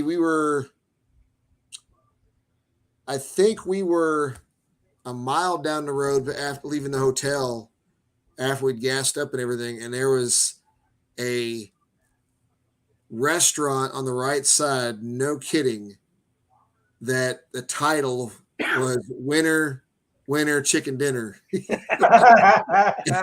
I told her, I was like, damn it, we should have pulled off and got a picture of that crap, because how else are you going to go by Winter and see Winter Chicken Dinner? That's funny. Highway 44, that's what I took across all the way across the whole state. We got a Highway 44, yeah. Yeah. Route 44. Yeah. 44. But if you when you leave Winter, we were obviously heading due west, and we had about 30 miles. We went about 30 miles out, and then there was a coupling interstate, a state road. I can't remember what the highway was, but you go straight up on that for probably 60 miles, maybe. Not even. I can't remember the net, but it just goes right under Highway 90, I-90. And it was kind of funny because we got about halfway up that road, and we were just, look, like you said, fields, far as you can see, windmills, the wind turbines, as far as you can see, in some cases. Oh, yeah. We got through drove past this one spot, and I'm like, cattle. And then I was like, I went pointing like that to her. He's like, buffalo. Those are buffalo. They're fenced in. The whole freaking herd of buffalo. I'm like, first time you saw a buffalo in your life. Well, it wasn't the first, but yeah, I'd never seen them like fenced in like that. I'm like, that was an actual controlled herd, basically, or something or other, or whatever. But yeah, that was kind of funny. I was like, okay, well, that's something neat. Now, a lot of you see out there too, and really, I've never had one cross in front of me. I've always seen them on the side of the road, off. Yeah. And the old speed goats, the antelope and all that. Oh, the antelope? We call them speed goats here. I mean, yeah, they go fast. That's why. That's actually America's #1 first fast food. Funny. Yeah. Because they are fast. Yeah. But usually they're real skittish, because if you see a whole slew of them out there and you stop and want to get some pictures, man, they take off. They're just really skittish. But and they're not real big, but yeah, they're fast. So, because I mean, I was talking to one of the old locals out there, and he goes, "Oh yeah," he said, that was out actually in Hewlett, Wyoming. And he goes, "Oh yeah," he said, "that's America's fast food right there, #1 fast food." And I said, "You're right there." That's true. Yeah, that's pretty cool. When you guys were out there, like roadkill, like as far as like snakes and stuff on the road coming across, to get a lot. Is there a lot of that out there? A lot of what is it, Al? Roadkill? They actually do really good with keeping the roads pretty clear. Roadkill, because I'm assuming there's a lot of low crawlers out that when you start getting west, you got to have all sorts of crap running across those roads. You definitely got to keep your head about you. You got to keep your head on a swivel out there. But it's probably not. I don't think it's much different than you're driving through the woods of Maine or any other state where there's wildlife. You always got to be careful. Oh yeah. Here in Illinois, right now, especially, all the corn's up, and you got to watch for the deer. Yep. Yeah, that's what we got. And they're not mowing the ditches, so it's like, I mean, they're right there. Yeah. Yeah. Now we were at VAM actually, and Saturday we were heading out to go eat at down in Marion area, a place called Sarah's Restaurant or something. Anyway, we were leaving out of Claypool from our hotel on 19 there, and didn't even make it out of the city. It's like you'll hit. There's probably a series of like right in that area. There's a series of like probably 5 stoplights, traffic lights, right? And after the last one, it's straight Highway 19, right, or State Road 19, whatever. And we were at that light, and all of a sudden, 6, 7 deer just go bounding across the road. Just whitetail. Oh, yeah. So I think I got to look and see if I caught it on video. If I did, I'll throw it up as a short on YouTube or on Instagram, whatever. But yeah, it was pretty cool to see that. Cool and scary. Yeah, getting back. Go ahead. No, it's cool and scary at the same time when you see Yeah. those. You know what? One thing I will say, and I tell my buddies when I usually ride one guy most of the time. It's just me and him. So I tell them, I say, listen, you see one, there's other to follow. Oh yeah, always got. I always do that. I always look behind. Mm-hmm. Absolutely. So that's something. Especially if it's like a yearling or some little one. You know that there's an adult nearby. Yeah. And most usually they're going to cross the road. Oh, they are. Yeah. But, what was it? Somebody literally said that one time. I don't know if they were joking, but a while back, somebody called a DJ radio station or something. They're like, why can't the deer cross somewhere else? Why do they got to put the deer crossings right there in the damn middle of the road? They can't put the deer crossing somewhere else. Yeah. They got a lady on the radio station. Mike, what's going on, Mike Bodine? Hey, the link's right there. If you can see it, man, you're welcome to join. Appreciate you jumping in there. Yeah, I'm just trying to learn StreamYard for the first time. Right. But go ahead. Sorry. This is like slow maneuvers right here. Yeah, that's what we're doing here. Yeah. Slow maneuvers. Yeah. This is good though. Yeah.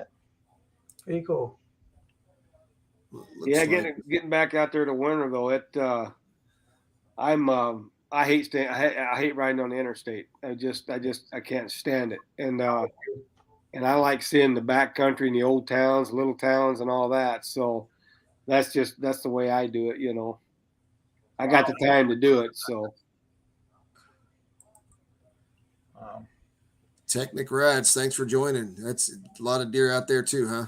Mm-hmm. They're everywhere. We have it made national news. Block Island. I'm sure you heard of that.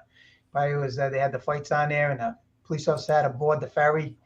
So they kind of made national news just a couple weeks ago. But anyways, that island there, they literally had to go in and get hunters to go in and get take down some of the deer in there. They were wiping out the vegetation on the island, and that's a populated island, and that's how many deers. I don't know how they say they swim across that ocean. They will swim across. They go because the island is like just south of Connecticut, so there's like water in between, obviously, and will swim across. Yeah. I was like, you got to be shitting me. No, they will swim for vegetation to eat. They will do anything. There was a story. I got to see if I can't find it real quick. There's a story I saw shared with my brother. My brother hunts deer up in Indiana. The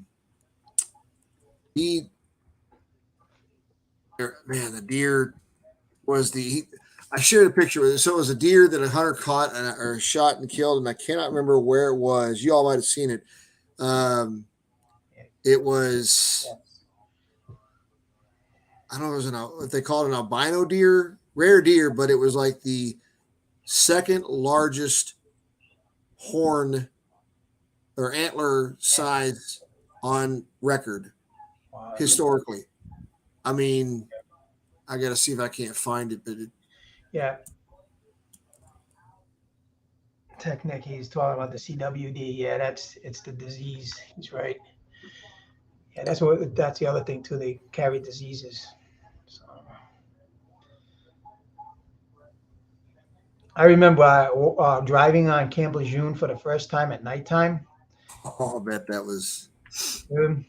All you see is like glowing dots all the way down the road. Because on Camp Lejeune, there's like they got their own like a little highway on there, and I'm driving in there and I'm like looking. I'm like, what is that?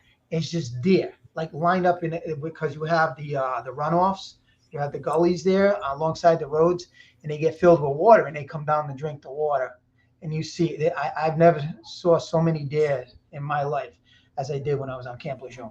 I mean, it's just like, they're everywhere. Is that the one? No, that's not it.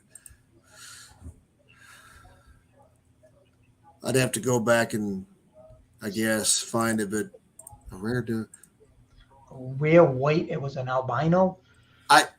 Don't hold me to that. I'm trying to remember. Albino. I'll have to go. Maybe I'll go back and look in the text and see if I can find it. I have an albino hanging on the wall. That's cool.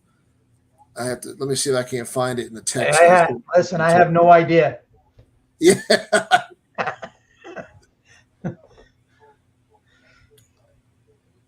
But yeah, I saw that and I was like, that's pretty badass.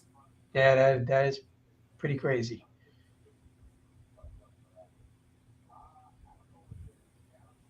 Oh no, that's what. Okay. Yep, I found it. The headline is Kansas shot buck has the second largest antler size of any hunter taken deer on record. How big was it? 67 point buck.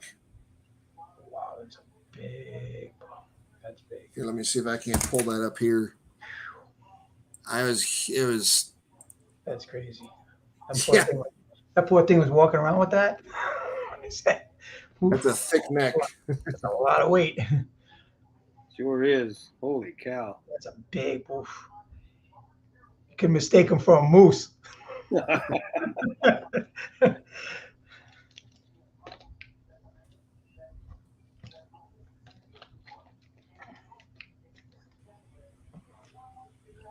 Is that the one? Let's see. Come on. Oh, now it's going to pop me with damn.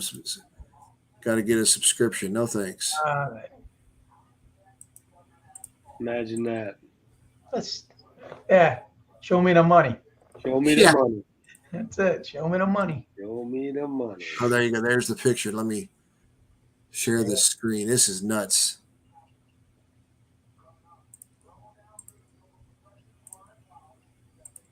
See, this is good practice. See that? Wow. Oh yeah. Oh, that's a freak deer there. That is, yeah. I wouldn't want to be gorged by that thing. 67 point buck shot in October of 19 in Kansas. Wow. I think the picture I saw at one point. Yeah, there you go. The dude of the tangled by tumbleweed. Well, that's not a fair hunt. But I ain't gonna judge. I'll leave that alone. Yeah. I'm not a hunter, so I'm not, familiar with gaming. So I have friends that do. A lot of them, they bow hunt. A lot of bow hunters sit up. I don't understand. Well, I guess they don't understand me riding a motorcycle like I do. So I don't understand them sitting up in a tree. I don't get that. I don't know. Tree riding a bike, whatever. I used to bow hunt all the time, but I don't do it. I probably couldn't shoot one now. I sit there and just watch. He does use a crossbow. I didn't realize there's such a technique. I suppose if it comes down to it and I got to eat, I can go out and do it. Yeah. But, well, that's a whole other ballgame. Are you hungry? And the way everything's going, it might come to that. Yeah. I'll tell you though, I had a friend that has the bow. Trying to pull that thing back, there's a technique to that.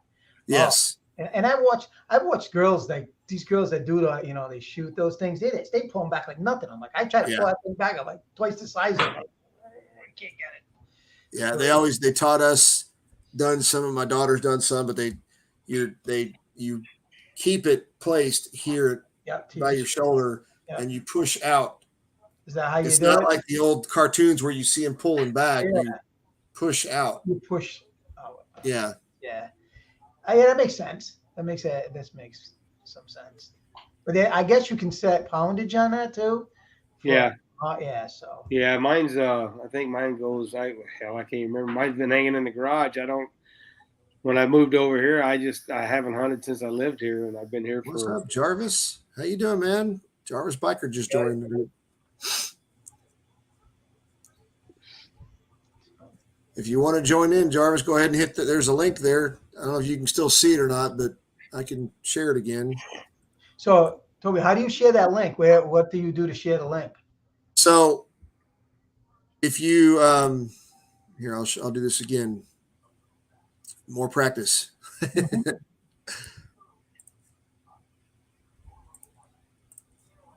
So when you got your screen here, right? Let me see if I can, let me move that. Cool. I didn't know that I could move that. Yeah, that's cool. There you go. Look at Learn that. something else new. Learn something else. So when you have this, you go on the share button here. Yep. You can, I'm sorry, wrong one. It's invite. You click on invite and you can copy the link. You can share it in Messenger. You can email it to somebody or Gmail it or whatever. Okay. And so all I do is copy it to clipboard. Yep. And then, again, we talked about this earlier when under this current setting, it lets me share comments right here from StreamYard. Oh, that, yeah. In the past, when I've used it under the other person's account, wouldn't let me do it. Like we can't. Yeah. Usually, what I see people do is they just come over to the YouTube that they've got muted and they paste it into the comment section there. Mm-hmm. So, but honestly, it's really whatever really works. Yeah, I like that. I like the way you're able to bring that over into the comments like that. Yeah. I'm just been laying here for a little bit watching video. So did I hear you say earlier, Rody, that do you have brown bear up there where you live? Yeah. Yeah. Really? Yeah, they got both. Yeah. Brown bear's a bad bear, man. Yeah, they're different nasty.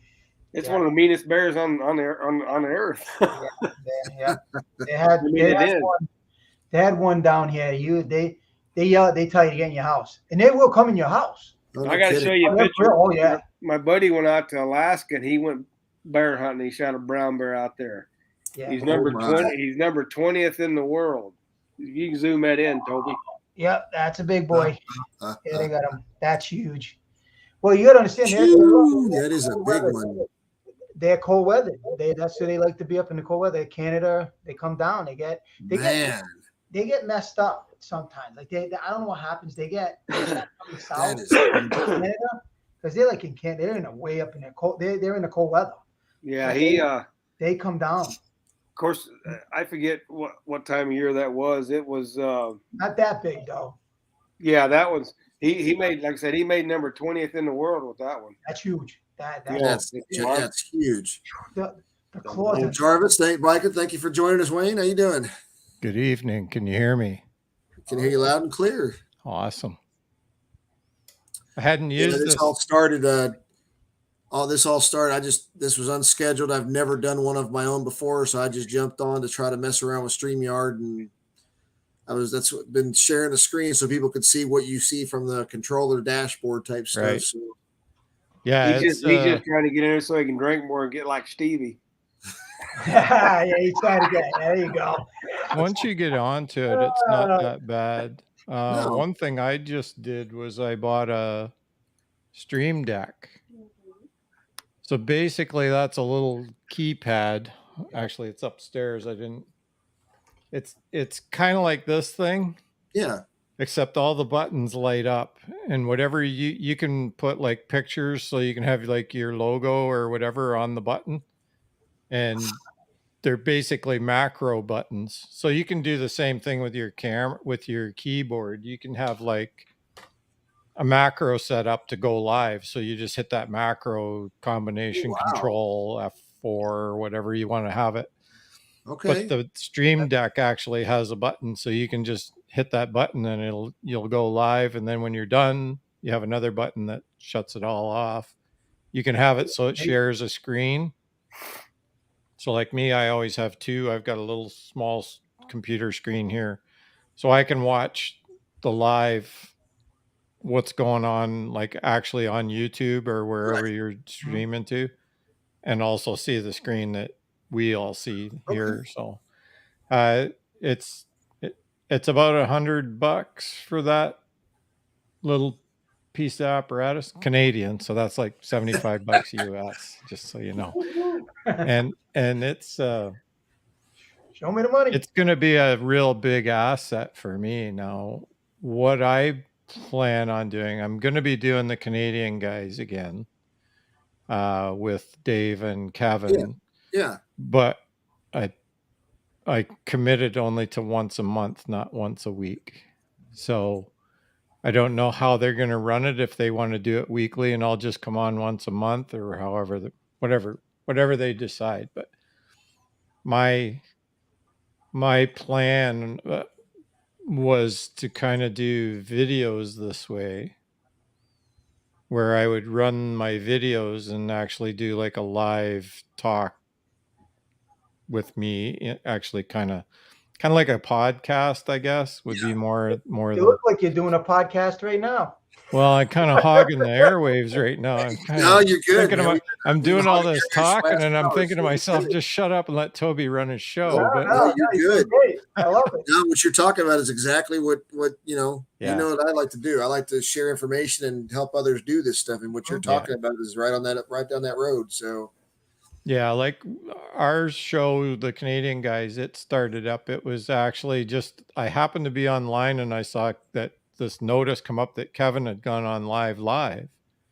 So I jumped on, and about 2 seconds later, Dave jumped on, and we just chit-chatted for a while. And then when we got done, we all said, hey, this was pretty good. We should just keep doing this. And that's how the Canadian guys was You got a radio started. voice now. What was that? You have a radio voice. No, I got a big microphone. I wish I could get my live voice onto my videos, because when I do voiceover on my videos, it sounds like crap. So You don't, what you hear is in what you say, like, it's weird. Same thing with us. We all, when you speak and you record yourself, the first time I did that, I almost fell on the floor. I'm like, that's what I sound like? Yeah. Oh, crap. Yeah. But, yeah. So it was kind of funny, because I remember, a couple of years ago when I was in high school, that back then they had just come out with video cameras, like VHS cameras, and the teacher brought one in. No, yeah, it was like carrying a log on your shoulder. But the teacher brought one into English class, and he started videotaping us while we were talking, and nobody wanted the damn thing around, especially me. And now here I am, 50 years later, and I'm doing this crap. It's kind of amusing. Imagine my English teacher's laughing his ass off right now. So yeah, this is for me, myself, I've been wanting to do a live stream for the guys, because I'm on a motor vlog. We have our own little vlog for the guys, the motor vloggers here in New England. So and I want to do one for us guys, and then get it out there. But I'm hesitant because I'm not tech savvy. So these guys are much younger than me. These guys have played around with computers all their life. Me, this is really, I'm like, so I've been trying to ask them, hey, when do you guys want to do this? I'll get on way. But just so you know, I'm 64. Yeah, I'm 60. They consider me the techie guy of the group. So, but what you'll find is, and I think Toby, you must already have seen that Streamyard is pretty easy to use. Yeah, it's actually pretty comprehensive. I did pay for a version for a while, but it's kind of expensive, really, just to get it doesn't do as much for you unless you're going to get really fancy. Then it's worth it to you. But so I just went back to the free version, and I'll make do with it, because with the Stream Deck, I'm going to be able to do some of the tricks that you can actually do with StreamYard. I'll be able to do it when I'll just have to do it. If there's a sneaky way of doing stuff, it's pretty in depth. The other thing that I'm working with is I just started trying out was there's a program called OBS, and it's a free Yes, I've heard of that. free source streaming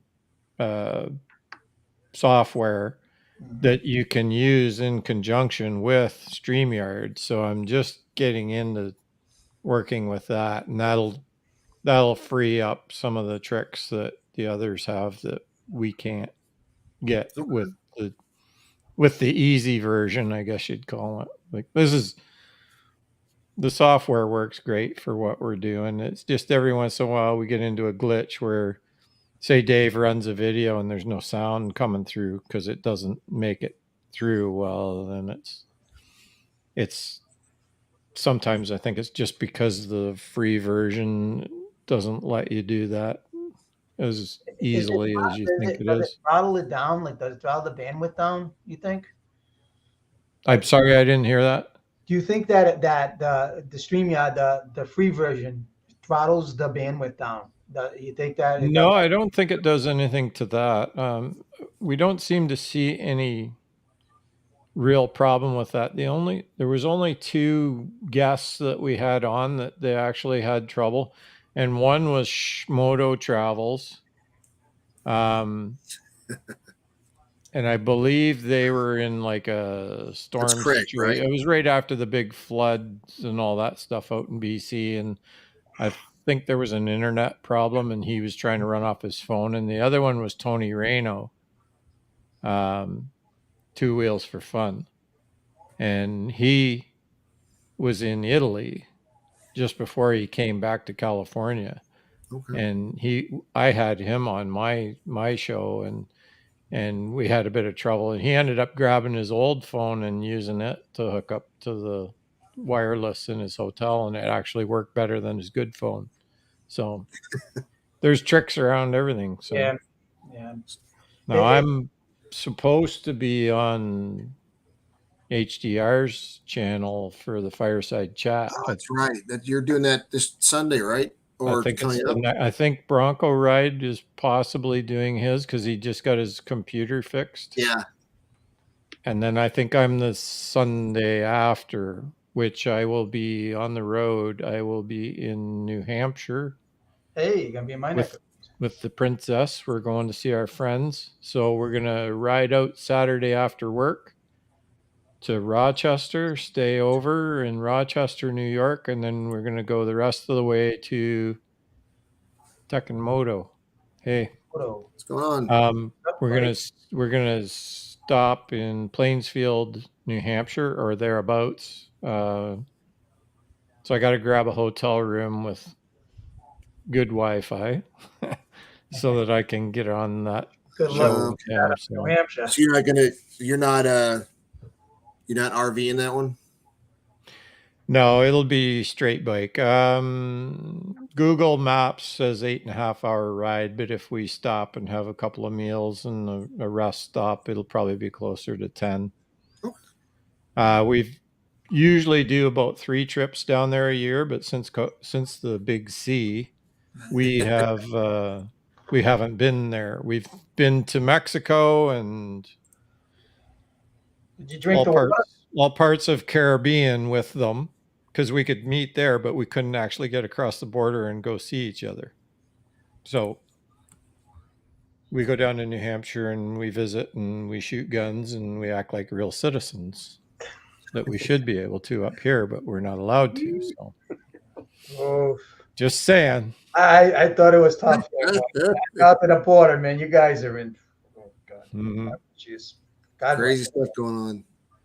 So let me try. I want, just for everybody's here, tell me what this is, just for anybody also watching. I'm going to plug in my mic and go with my headphones, and I want you all to tell me in the live chat, and Scott, Wayne, and Rody, what's your first name? Randy. Let me know. Let me know audio differences, if any. Mm-hmm. Give me a sec.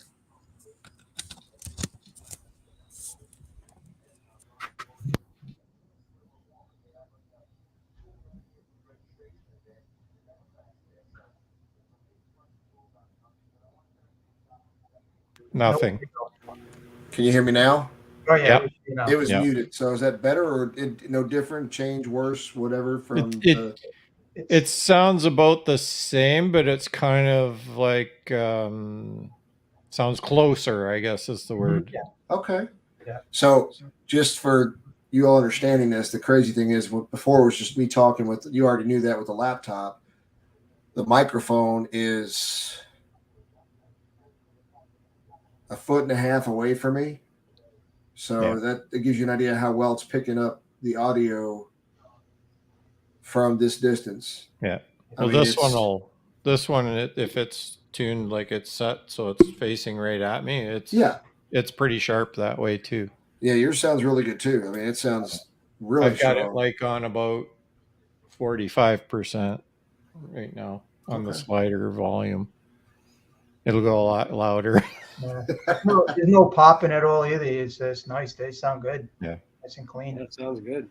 Okay. And this microphone wasn't that expensive. It was like I got the whole kit that with the arm and everything for like $60 or something on Amazon. Yeah. It's not that expensive a microphone, but it works really well. Mike Bodine, you know the invitation still applies. It's no pressure, you guys. Techin Moto, the reason I jumped on tonight was unscheduled, was just to learn about, how to do Streamyard myself on the free service, just playing around. You're welcome to, the link is there. You guys are welcome to jump in and join, talk, or whatever, stay in the live chat, whatever you want to do. I have no schedule or agenda other than, like I said, learning this stuff. And we've all been talking about various stories of riding trips, what we plan on doing, along with your experience, their experiences on live streaming, whether it's nothing or it's extensive. So thank you all for joining me. Toby, on this here, if I hit the stop camera, it will stop and then I can turn it back on afterwards. Yeah. You can stop cam, you can mute, and you'll see a lot of guys they'll do like this. Yeah. Before they go take a whiz or something to go, what do they call? I heard it today on Cycle Fanatics. He said they had a guide out there, and it said out east it's called one thing. In New York, I can't remember what they called it, but out west, out there, it was called prairie dogging. I can't remember what he said they called it out west, out east up in New York. I'm trying. I heard that prairie dogging. There is a saying here in the north, And so where was Cycle Fanatics? Was he live for? No. This is a video he had out today. He and Glenn met up with a guy named Ken, who is a federal agent, Indian liaison out there, or a lawyer rather for the Indian nations out there, whatever. And he took them on a guided route all through freaking.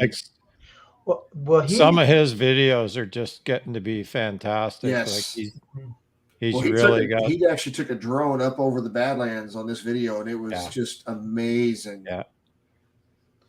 Yeah, I think that gentleman that you're talking about was originally from Jersey. Like yes, that's where they met. Yeah. Yep. And they just happened to meet. Yep. Yeah, I'll tell you what. John gets so lucky. He gets these. He just is at the right. It seems like he's at the right. He's out there all the time. It's kind of like how Toby and I met, right? Yeah.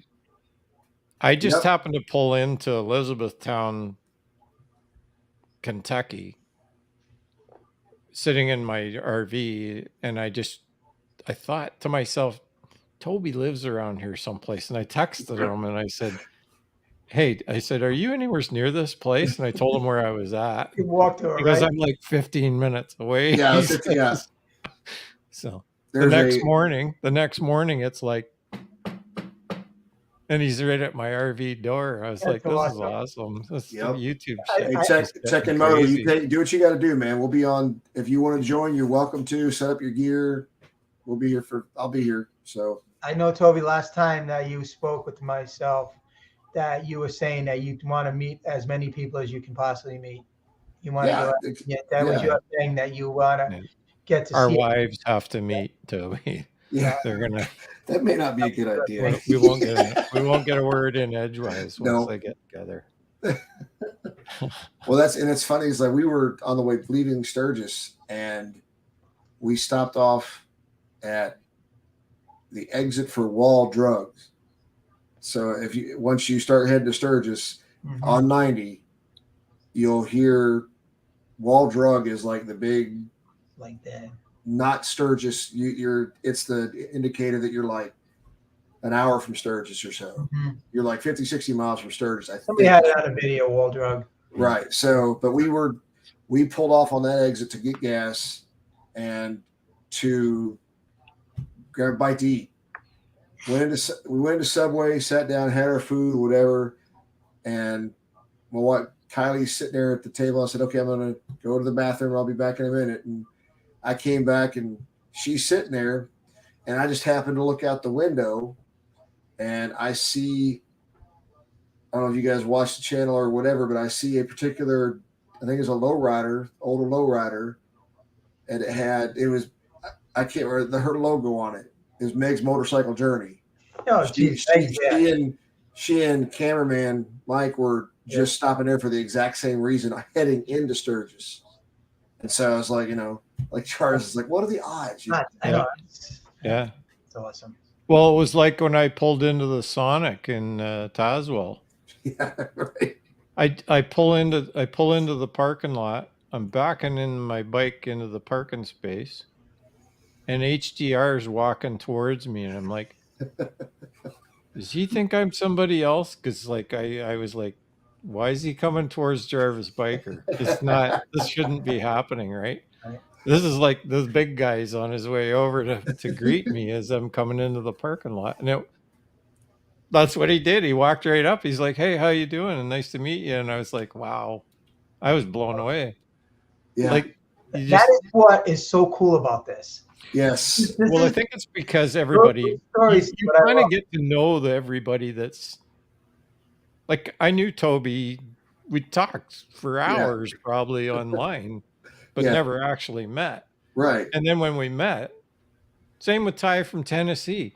I'm coming out of my hotel to go to the Sonic that first night.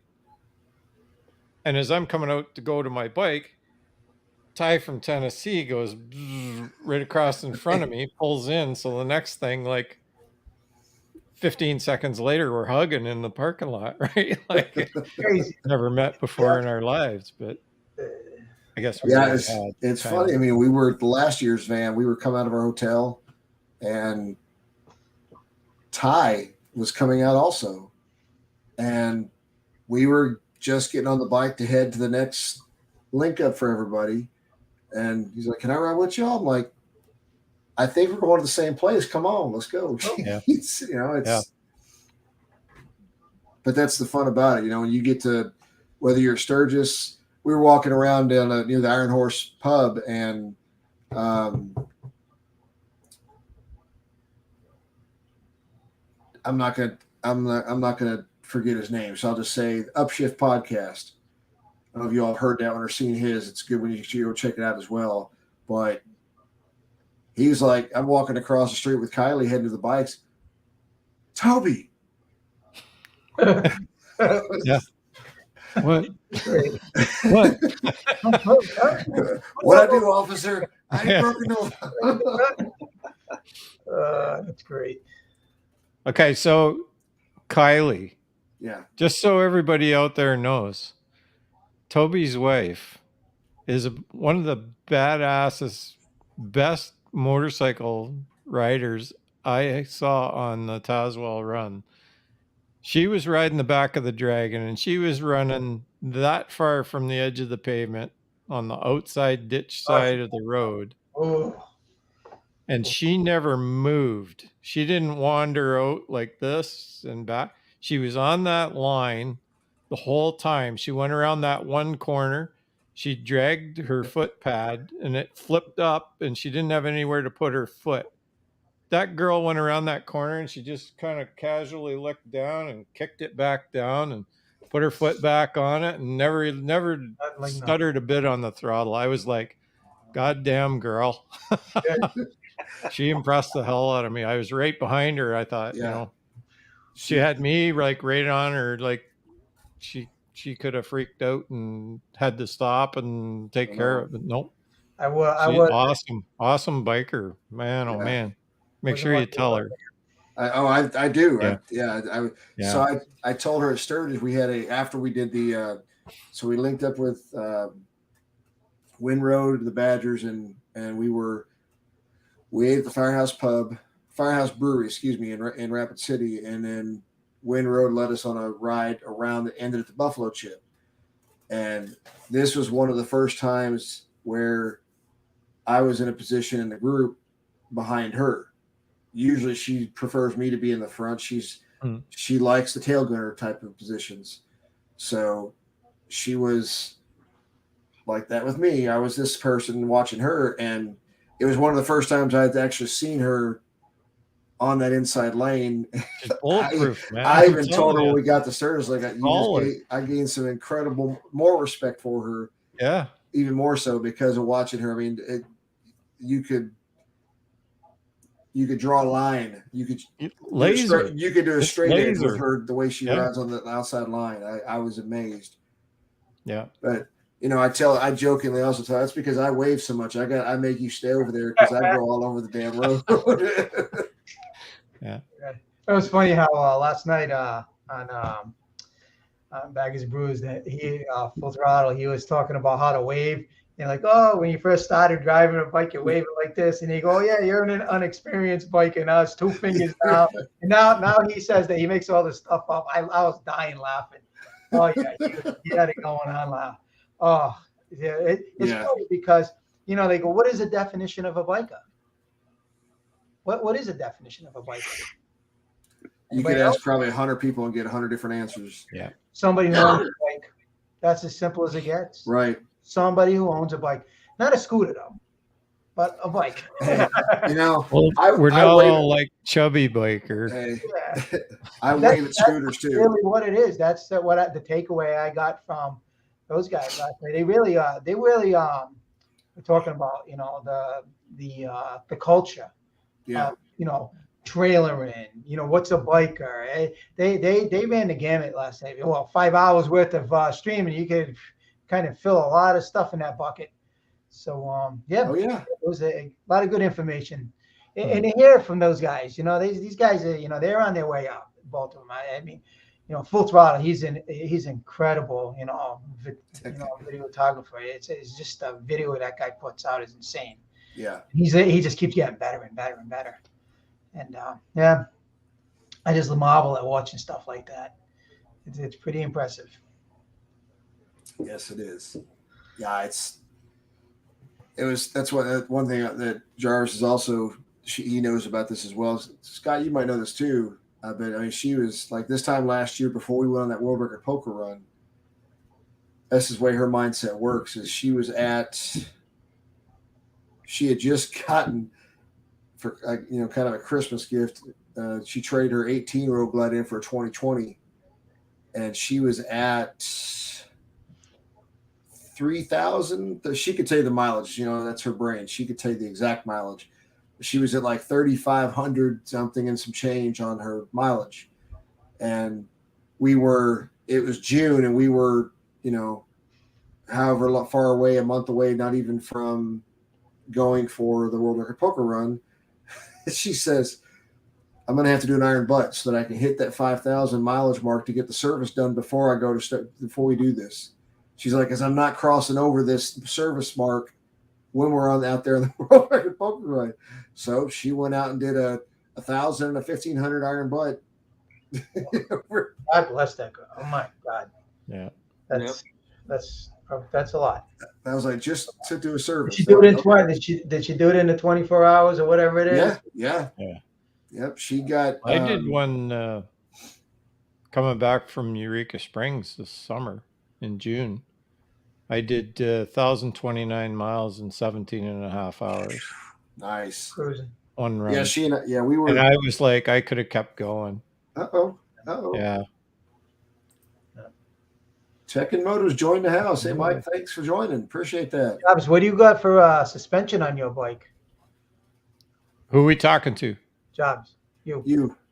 Suspension. What are you running for? I got Legends, the A's. Mm-hmm. on the back, 13-inch, and I haven't touched the front yet.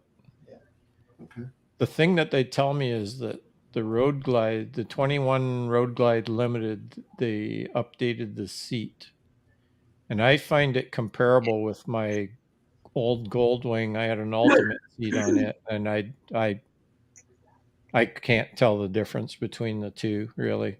Harley one is a little bit more cushy, but they see time-wise on your ass on the seat, I find it to be comparable to the Ultimate seat. So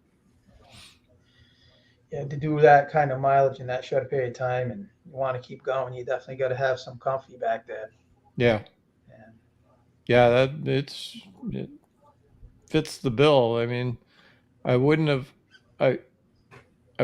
bought it if I wasn't sure that she was going to at least be more comfortable than the Goldwing. And it is true that is a fact. And I think the reason for her is that Linda's a tiny lady, and the Goldwing seat was very wide, and the foot pads were so low. I ended up extending the foot pads up to get under her foot, give her so that her leg was up off the seat a little bit, because I think it was prying on her hips is what was happening. So I did that, and that made the Goldwing okay. But then when we went to the Harley, I haven't had to do anything, and it's because the seat's narrower, but yet it's comparable to the Ultimate seat. So I she can go 5-6 hours, and she'll just tap and say, I'm okay, but within the next hour, we should maybe stop and get something to eat. And I'm like, oh, okay. We're still riding. Yeah, 5 hours. Yeah. We went all the way to It's been close. Port Carling. From here to Port Carling, that's like 4:45. It's almost 5 hours. Get in the zone. That's what it is. That's what I find. I start, if I'm riding for a long period, like 3 hours, and I get in the zone, I can go forever. As long as you have to take a bathroom. I find it to be an adventure. It's like, I just want to roll. I just want to see. I just want to look. My dad was like that. My dad was a driver. He let's go for a drive, and so I kind of inherited it. But on the bike, just cruising along, going through Virginia, Toby, up in those mountains, and you look down to the clouds. Yeah, that's the next thing to flying. Yeah, exactly. You think you're on two wheels, but then your mind kind of goes, am I really? That's a long ways down. So Techin Moto Mike, man, how you doing? Everything working all right? Can you hear me? Yeah, very lightly. You're very faint, but I can hear you. How about now? Better, a little crackly. Up a bit Is more. it crackling? It's okay there. Guys? Oh, too much. Like a monster. That sounded like some special effects. Yeah. You got a soundboard or a mixing board there. Sometimes it's tricky to get perfect. That's better, but it's more faint again. I think it's just because he's turned away from the mic. Maybe. Yeah, how's that? There you go. That's good. Leave her A there. little better? Yeah. Got way better. All right. But I don't have the room. Say that again. I said if I had the room, I'd use the mic, but I don't have the room. Yeah, he's got some special effects. It sounds like you got some special terrible. effects going. It sounds like you're like the monster. No. Well, guys, I'm gonna have to get off here, Toby. I got to get rolling, man. I got to get up early in the morning and get tires on my truck. There you go. I appreciate you jumping on, man. I do appreciate it. It's first time for me, so it's Great show. You put me through the you helped with my boring ass, kept the thing going a little bit. No. Appreciate it. See all you guys out here. So. You guys all have a good night. You too. All right, take care, guys.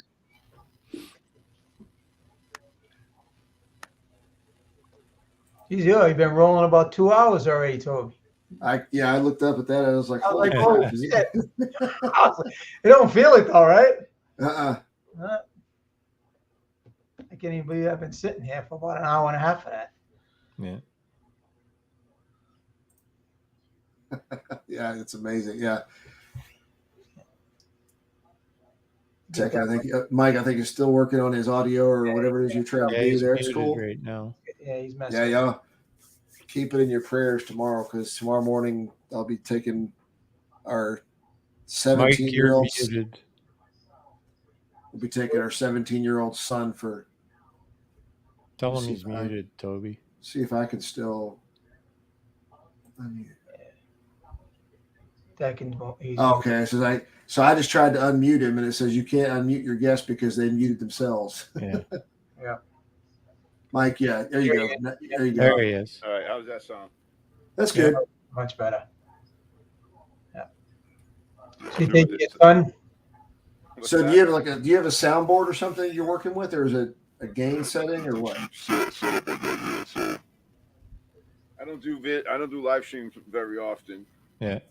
Just don't look right at the microphone, because every time you turn directly to it, it goes kind of garbled. Yeah. Just talk straight at the camera. Yeah.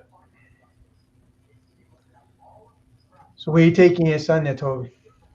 Oh, driving lessons. We're taking him out. He's got his learner's permit. So Kentucky has a what they call the graduated system, where you get your learner's permit. Can't get that until you're 16. It was crazy because I had mine at 15. Me too. But so then he's got to do 80 hours of driving, and then he can take the test to get his license. Mm-hmm. And so Yeah. last weekend she took him out. Kylie took him out, and so I'm taking him out tomorrow in the truck. So He'll be looking for that. He's going to be looking for the brake over there. It's not there. We got the graduated system here now, but well, for quite a few years, there was a couple of big accidents with some young teenage kids, and so they raised the drinking age, and they went to the graduated license to make it a little harder for them.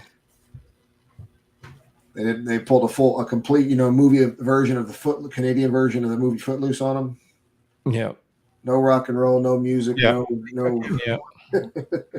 Well, there was like 2 back-to-back really bad carload, major multi-fatality accidents, and Ontario government just said, that's it, we're done. Wow. So, yeah, I could see why, but when I got my license, I got it at 16. Yeah. And legal to drink at 18. Mm-hmm. I made it. I didn't. Scrambled through it somehow. But. No, we were. I mean, when I went through, we had a driver's education program. I can't remember now whether my parents paid or not, but you had one. Somebody found backgrounds. We were doing the same thing. Don't feel bad. Yeah, absolutely. That's exactly why I jumped on here. That's exactly why I jumped on here. The whole reason. So play around with it. Talk about anything you see on there. You notice it's funny or funky or weird. But I did before you guys came on earlier. I did I think RHODYRIDERZ. I think you just joined or right before it. I actually did like a screenshot of the host dash, and then I shared the picture, shared the screenshot, and then kind of walked through and talked through it and stuff as far as what I could see, because you can't share the screen and then show. Couldn't do it the other way, what I was trying to do. So, yeah, it's a little easier when you got two. Holy smokes! 2 screens.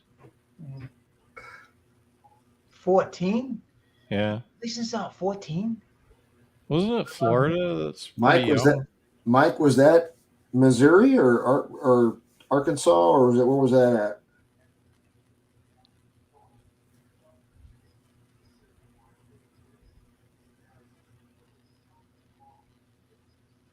I wonder what state that was in.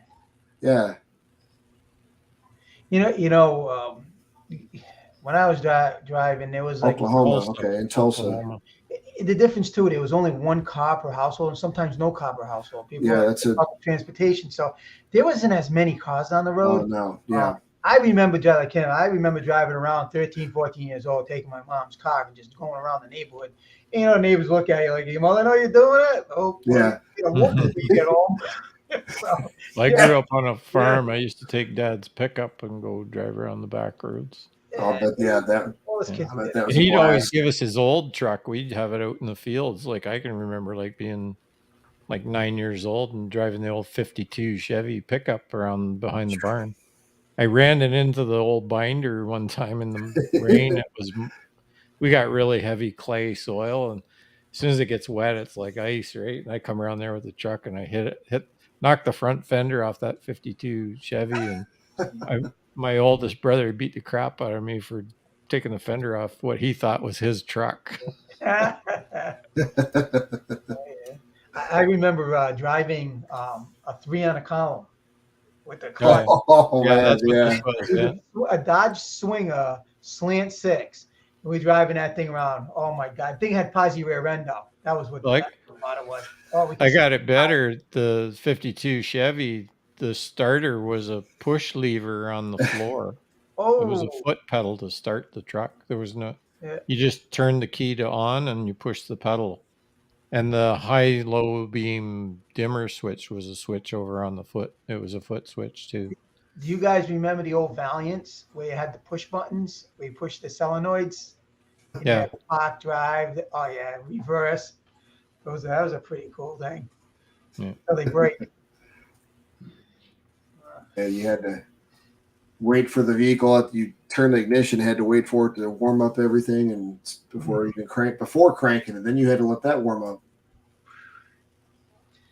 Yeah, cars come a long way. Mhm. Always had a car that had a hole in the heater core, so everything would steam up in the car. Yeah. I could never win. There was no win in it. Yeah, I had a grandfather. I had a 52 Chevy, started on a 4.2. Good stories. Good old days. Oh yeah, Good old days. yeah. I remember. You know, you guys say it the same way as like the rich people had the 2 cars, Yeah, yeah. or the new cars, either one. I don't think we've ever had, when I was a kid, I think I ever had a new car in my driveway. Always Yeah, I used. still remember my parents had a silver Datsun station wagon.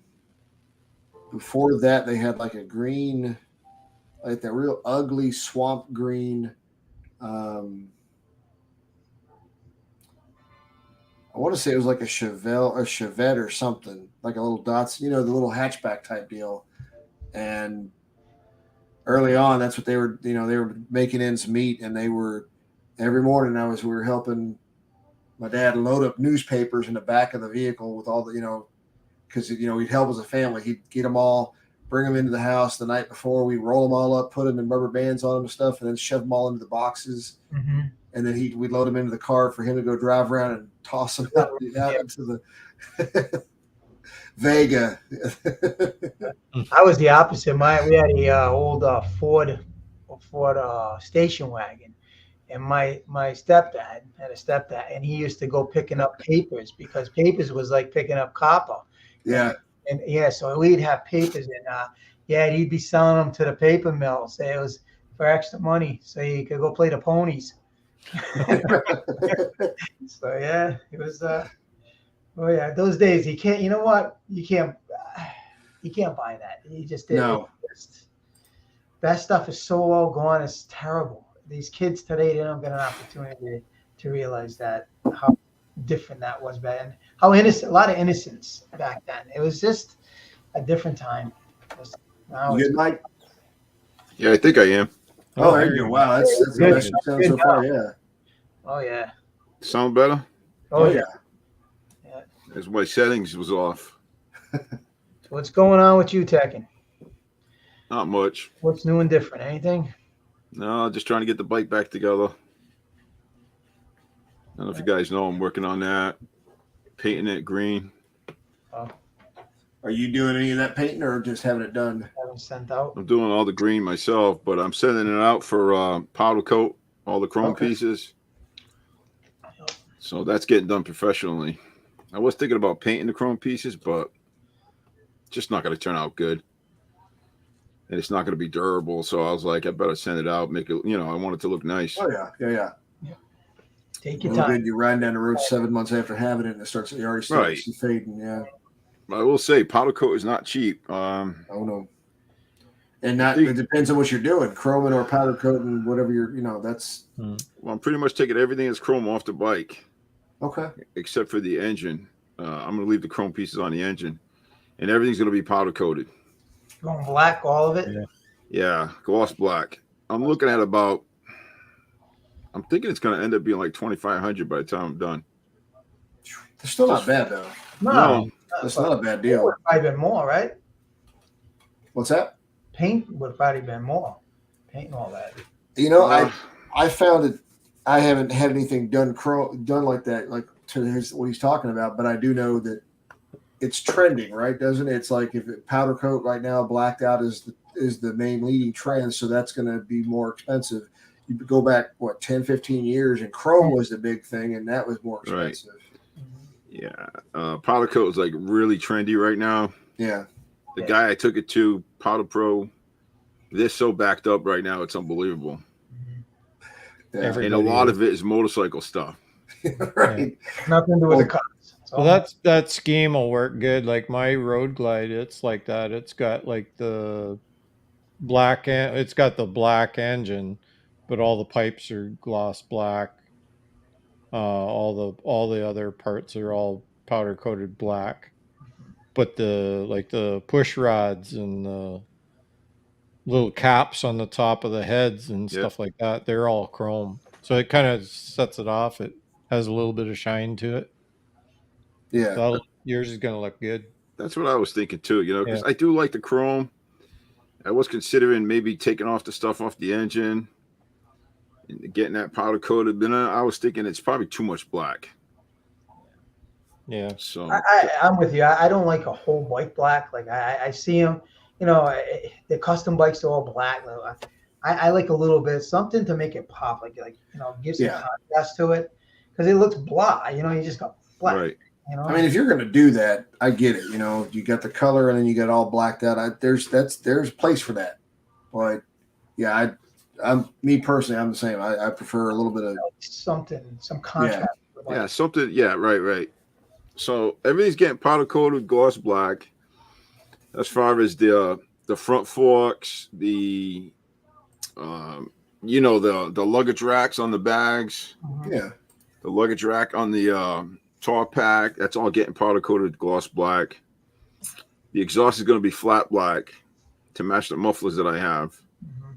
And then I shared my screen, Toby. Okay. Oh yeah. So is that your bike?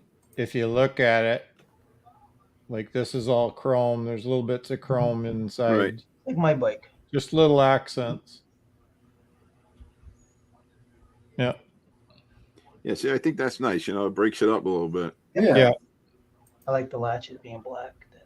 Although I gotta be honest, I've seen a bike where it's all black, not a bit of chrome on it, and in its own way, it looks good too. Right. It's just that it's, I don't know, to me, it's more of a show bike, like something that you would see with the sweeping fenders, the right. with the big time that. For the if you're gonna ride the thing constantly, I kind of like that contrast. That's just to me, that's The chrome ones are easier to keep clean. The they dust does definitely go are. on the black. You gotta keep right up on it. Black gets dirty quick.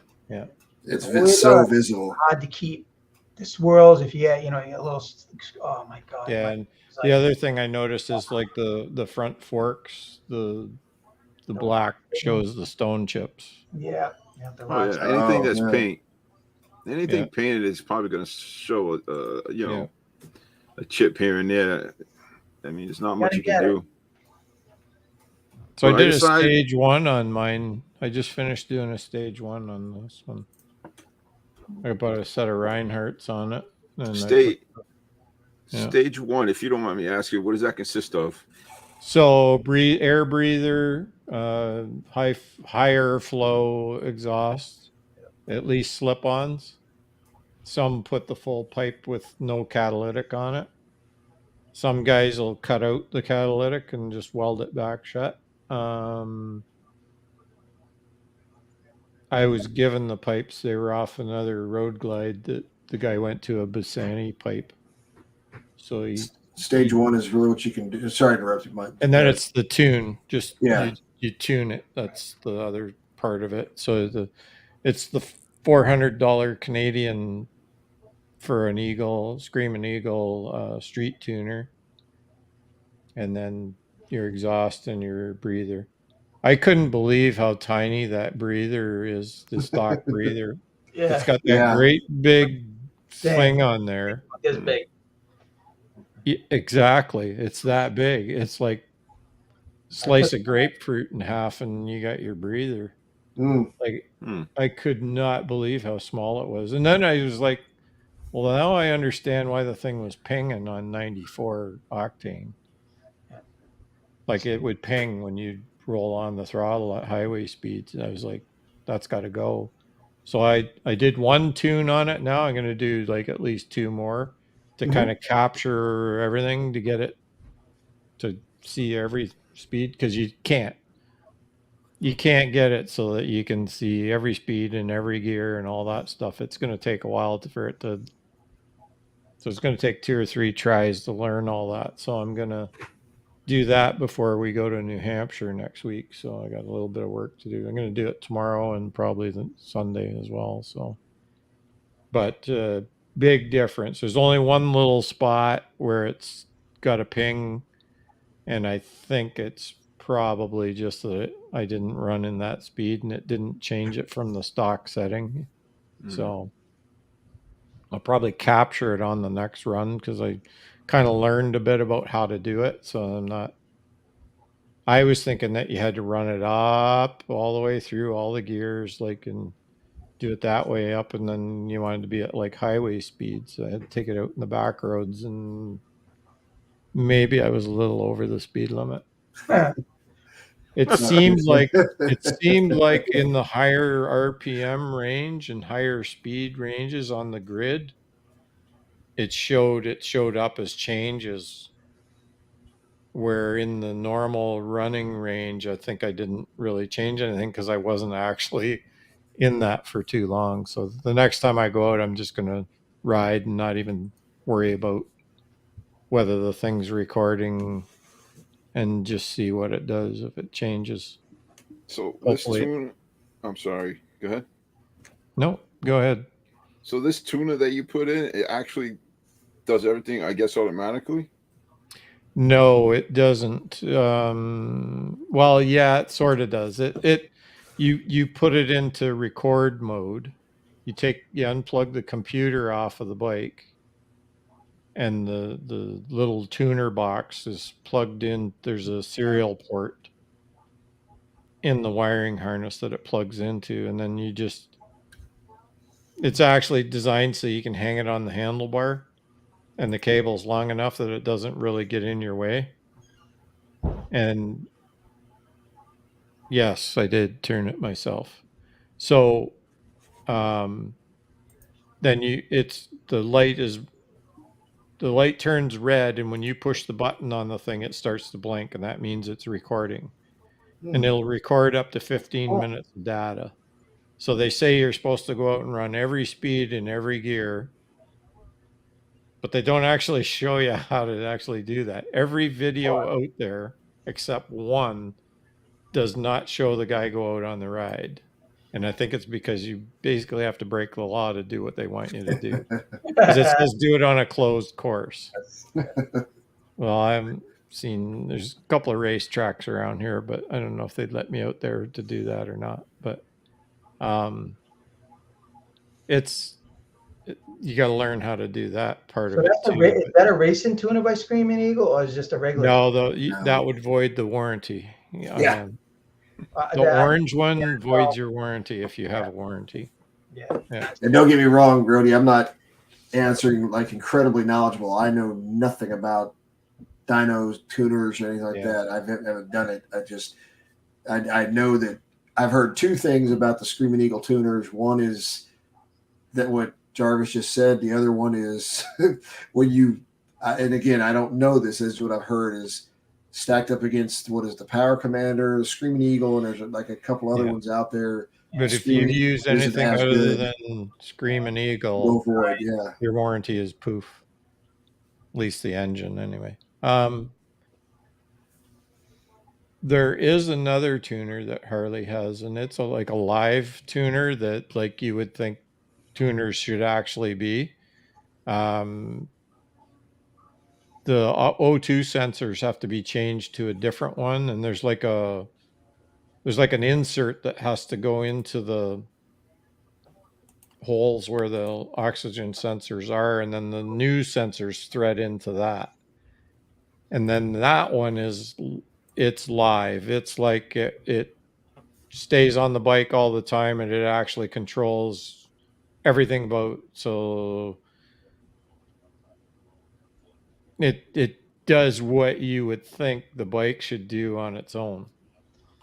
Control your air fuel mixture and all that live, where the Screaming Eagle street one doesn't do that. So you take a snapshot out of your bike's life and you tune it to that. But say you move and you go to someplace up in the mountains and you're riding in thin air all the time. Oxygen levels, yes. You would have to reset it. You would have to redo it.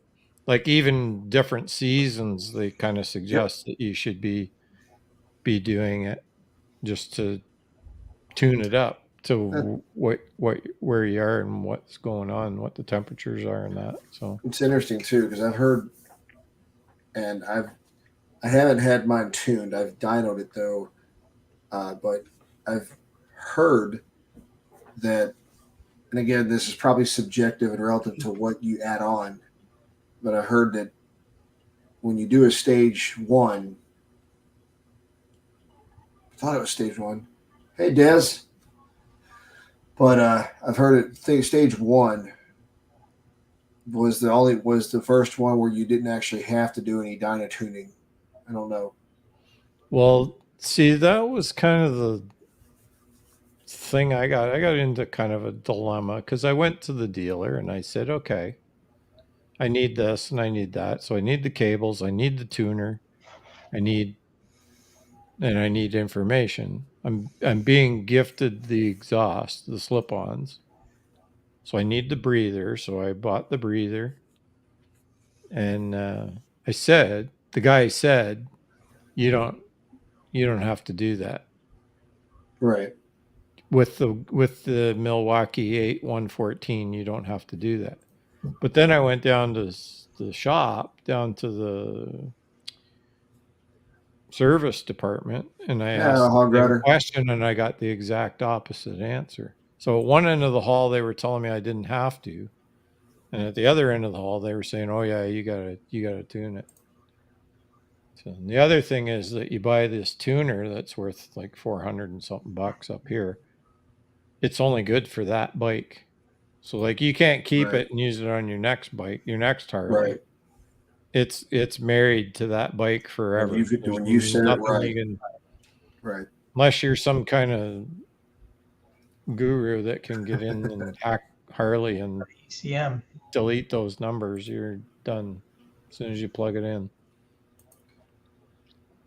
Which I see their point, but it's kind of like I bought the tuner. I bought a tuner.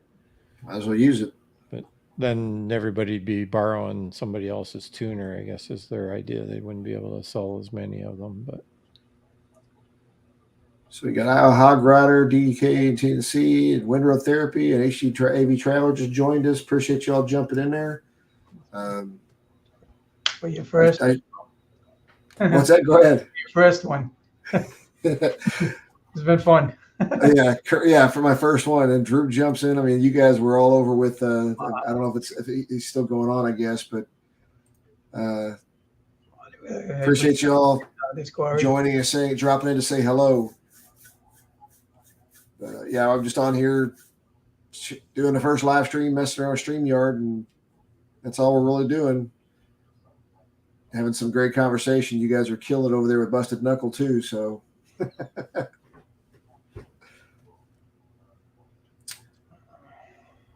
Mike, when do you think you'll be done with your project?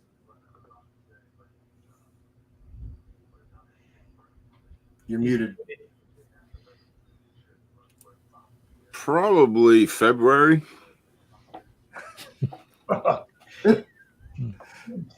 So you're Next year. Yeah, I got a ton of stuff going on, and there's just not enough time to work on the bike, get the house painted, take care of my mom, and still edit all this stuff. Oh yeah, good Lord. The editing takes forever, but I don't know what I'm doing, so it takes me a long time. Yeah, HD AV Traveler.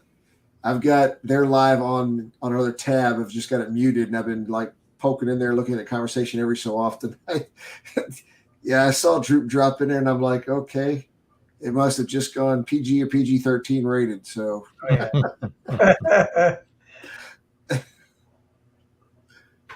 Jeez. Yeah, this has been quite a learning curve over here. So learned a lot tonight. Mm-hmm. yeah, I appreciate you all helping me being a guinea pig on this myself. Yep. Yeah, and it's good when you got others on there. I mean, you got help there to keep the conversation rolling because like you running it, Toby, you got to be watching the chat. You've got to be looking to move the show along and to put highlights up and to change your banners. Like if you've got banners that you can bring up and have all your topics that you're going to talk about. I mean, it all takes time, and that's what I ran into with doing the weekly live show. Yeah. Even if I wasn't the host, it just got to be that there was always something that else I had to do, and it just got to be. So that's why we've said that we'd do it monthly. Yeah. But now, y'all, I've been putting the link in the Streamyard in the live chat, so it's an open invitation. If anybody feels like comfortable jumping on with us, joining on. I can't believe I've been on this long. Doing real well. You guys have been. 2037. Well, he's asking how was my trip. Bruise. 5 hours. He was asking how my trip was back north. Well, I went southeast first. I went to South Carolina from Tennessee, and then I stayed over there for a night, and then I came back to Canada. I didn't do an iron butt all the way back. I stopped at the top of North Carolina and stayed for the night, and then came the rest of the way back to Canada. It was a good ride, though. I really enjoyed it. I get really pumped on those long trips. So, Drew want him to join. Hey, Droop, the link's in the chat, man. Open. This is just a big learning curve, right? Yeah. Yeah. Before you know it, Toby, you'll be having every Wednesday night or every. No, I'm not trying to compete with everybody. And then you'll put out the link, and nobody gets on, and then you're just like, Sit down by yourself. Yeah. Well, that would be me. See if y'all, just so you can we can see this. The funny thing, at least for me, here I'm gonna help Droop and others so they can. This is the neighbor chat. That's awesome that you can do that. Yeah. Oh God. But yeah, that's that looks like it's kind of off the rails already over there. That's all good, Yeah. That's awesome. But yeah, Frogzilla, you've been on here a while. I appreciate you sticking on there. Tweedledee. Yeah, he says, and it starts.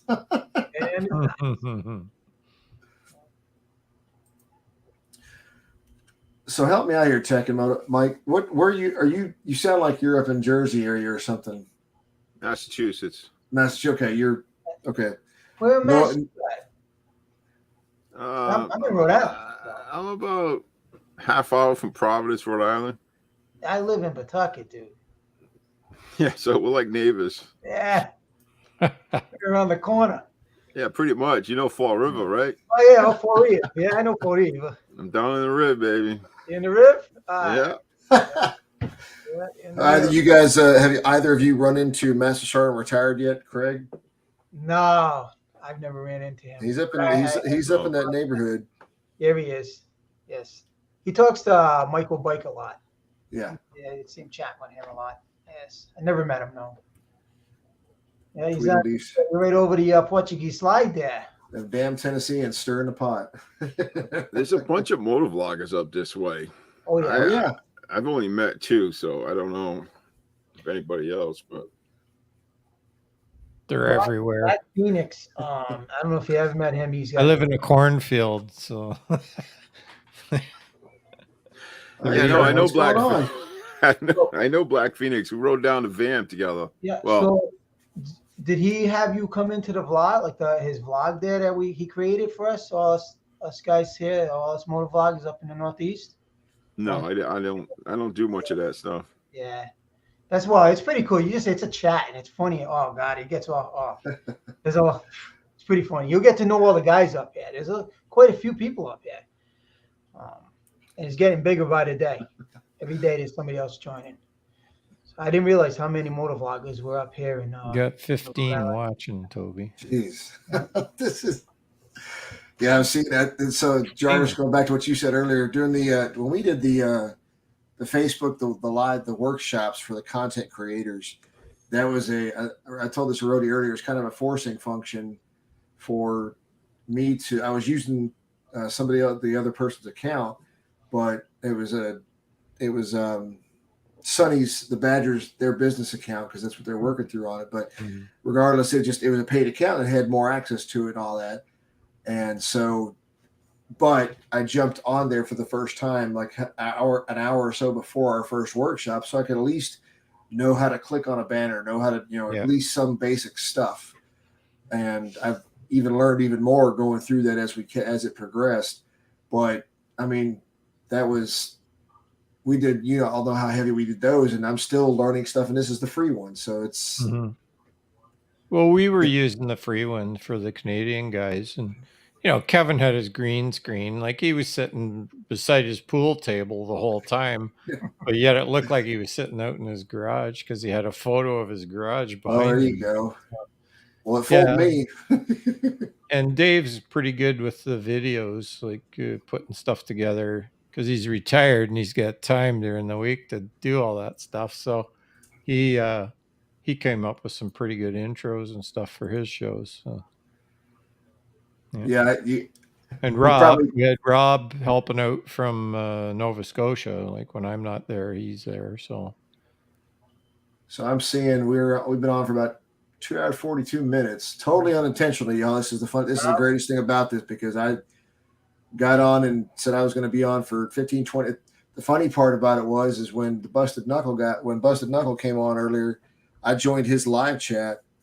Him and Iowa Hogrider were in there, and I said hello to them, and Busted Knuckle says, well, I see Toby's got a live chat going on too.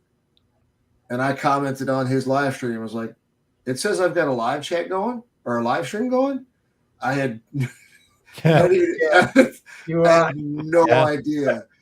Yeah. So I jumped over real quick and been doing it.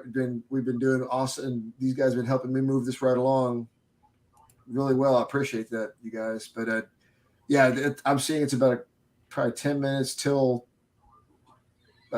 midnight here. So we'll go another 10 minutes or so. And I appreciate everybody just jumping on new here. So it's funny how I got here, because I was actually going to Busted Knuckles, and because HD got me a DM, and I'm going, and all of a sudden I see you, and I'm like, what? I don't recall you ever doing one of these. And I said, let me click on, see what he's up to. And then you started talking about Streamyard. I'm like, man, this is right up my alley, because this is what I want to do one of these. So, So I should ask, yeah. do I have the right T-shirt on?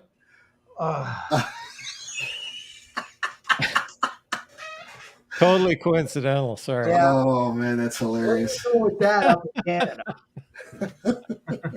Sorry, I'm a Martin Brodeur fan. Can't do anything about it. I played hockey since I was 5 years old, dude. Yeah. All the way until I went in the Marines, and then I stopped. Well, if you look right Yeah. there, that tells you what I played. Can't see. That little goalie mask there. Oh, you're a goaltender. Yeah. Oh yeah, played all the way from Pee-wees all the way up to Bantams, midgets, and then I went to Marines, and I got back and I stopped skating. I never skated. You know, free skating. That was back when I liked winter. Yeah, exactly. Yeah. Amen to that. I hate it. Oh God, living here. Hey, there's no timeline on this, Bill, the Harley guy. None at all. Yeah. Hey, Droop, do you know any? Yeah. Let me break it. I'll be out. Yeah. So, Jarvis, you got any rides tomorrow? Oh, you said, are you riding tomorrow? You're going to go take it through its paces? Yeah, I'm gonna put the tuner on it, and I'm gonna go for a ride. And I haven't told Kevin, but I'm actually heading towards his place because he's got one of my Bluetooths, and I need it back. So I gotta go get it. So I'll be riding up to Listowel and sneaking up on him again. He likes that when I just show up at his door. So he's all out of biking now. He's got a pool in the backyard. He's busy with that. So real quick here, I'm gonna, not as I wrap up, but we've got a few more people in here than I had earlier, even than we even anticipated. We got 17. Yeah. All right. But I'm gonna go back and do what I did earlier with Rhody, and then I'm gonna share this screen real quick to see if I can do this. You guys can, for those that have never led, my whole point was to jump on here and familiarize myself with StreamYard. So for those of you that have never done, if you've never done it and hosted, this is the free version. And as you can see here, I just shared the screen so that you could see my screen by clicking the share right here. You guys can see the screen, right? Yep. So if anybody has any questions that are in the live chat, if you've never done one, by all means, feel free to throw a question in there, and I'll try to walk through and show you what I'm doing here. This is what you will see.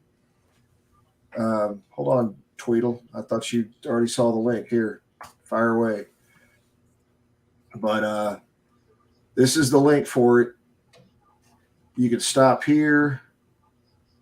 Banners are over here, and this is where you're like, where you set up your questions. Like if you want to put a talking point up here, you see how Harley, when they do fireside chat and they put the questions up or a topic or whatever, you can type them in here by, once you type, you can create a new one and type whatever you want.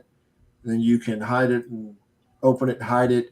And this is the same way you work with the comments as well. So you've got these control banners over here, putting your topics.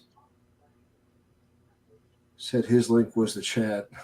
Now, is when I spoke about that Stream Deck unit, you can actually make those so that it shows the list. But right now, you can't make the Stream Deck.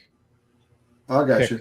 Pick one of the banners, but I think that's basically the next update would be that they would probably have it so that you can do that. But at least you can bounce between the chat and the other things, the other features. Yeah. With the Stream Deck, so you don't have to go hunting. You can just push a button and then click it with your mouse, Boom. which one you want. So it's like hotkeys, a little pad of hotkeys all together. Exactly, that's what they call it. Actually, is a hotkey. So when you guys see, like when you see a host clicks on a comment, this is how they're doing it. They can hide and show whatever, and then if you're going to if you want to invite somebody, you can go down here to this invite button. And the link is right there, and you can copy the link, or you can email it or put it in Messenger, or whatever the case might be. And there you go. So, who was it, Rhody? I think you asked earlier. There's the answer to the question. If you can have up to 6, and it upgrade if you want 9 or 12, I guess. So Okay, so it is 6. yeah. So it's 6 on. Oh, hold on. Hold on. We're going into the PG-13 or whatever portion here. It is, Drew. There he is. So, Drew, how many times have you done a dual? Okay, you're not over there in the other one anymore. I was going to say, how many times have you done a dual share, dual stream? Yes. Good answer. Good answer. Yes.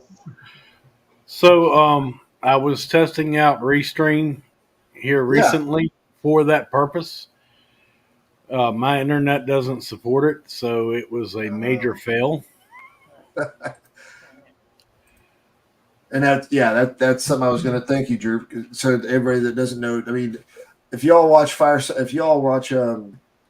with HDR, there's a I think last week or the week before last, one of the recent ones. We got celebrity hood here now. We got Bri up in here, man. Bri, the link's in there if you want to hit it. We'll be on for a couple more minutes.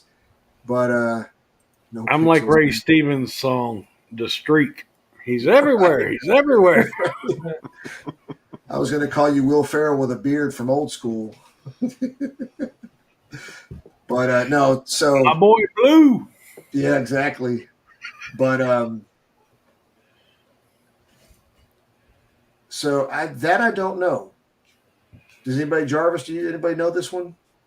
So Can you TechNick, broadcast? I run dual monitors, and what I generally do is have StreamYard on one, and I open up the YouTube channel and do a pop out of the chat, and I move that over to my second monitor. So there's a bit of a delay between the two, but it helps keep up with things. The only thing you got to remember when you do that is that you mute the YouTube that's delayed, Right. because otherwise you get the echo going. And Well, what I do is that it? once I pop out the chat, I close out the YouTube window. Right. So Okay, the channel's not playing. Just the chat. You're just seeing the chat. That's it. now, Correct. the thing that I've been working with, and I haven't perfected it yet, but there's guys on the internet that are on YouTube that have done it, and they use the OBS free program as well as StreamYard. I think And that's the one that Dayrider was with talking that, about. you are able to create virtual screens, and you can share them, and you can actually put the banners list up beside you, and you can put the chat up beside you live on both sides of your screen, and you can work them from there through that. Right.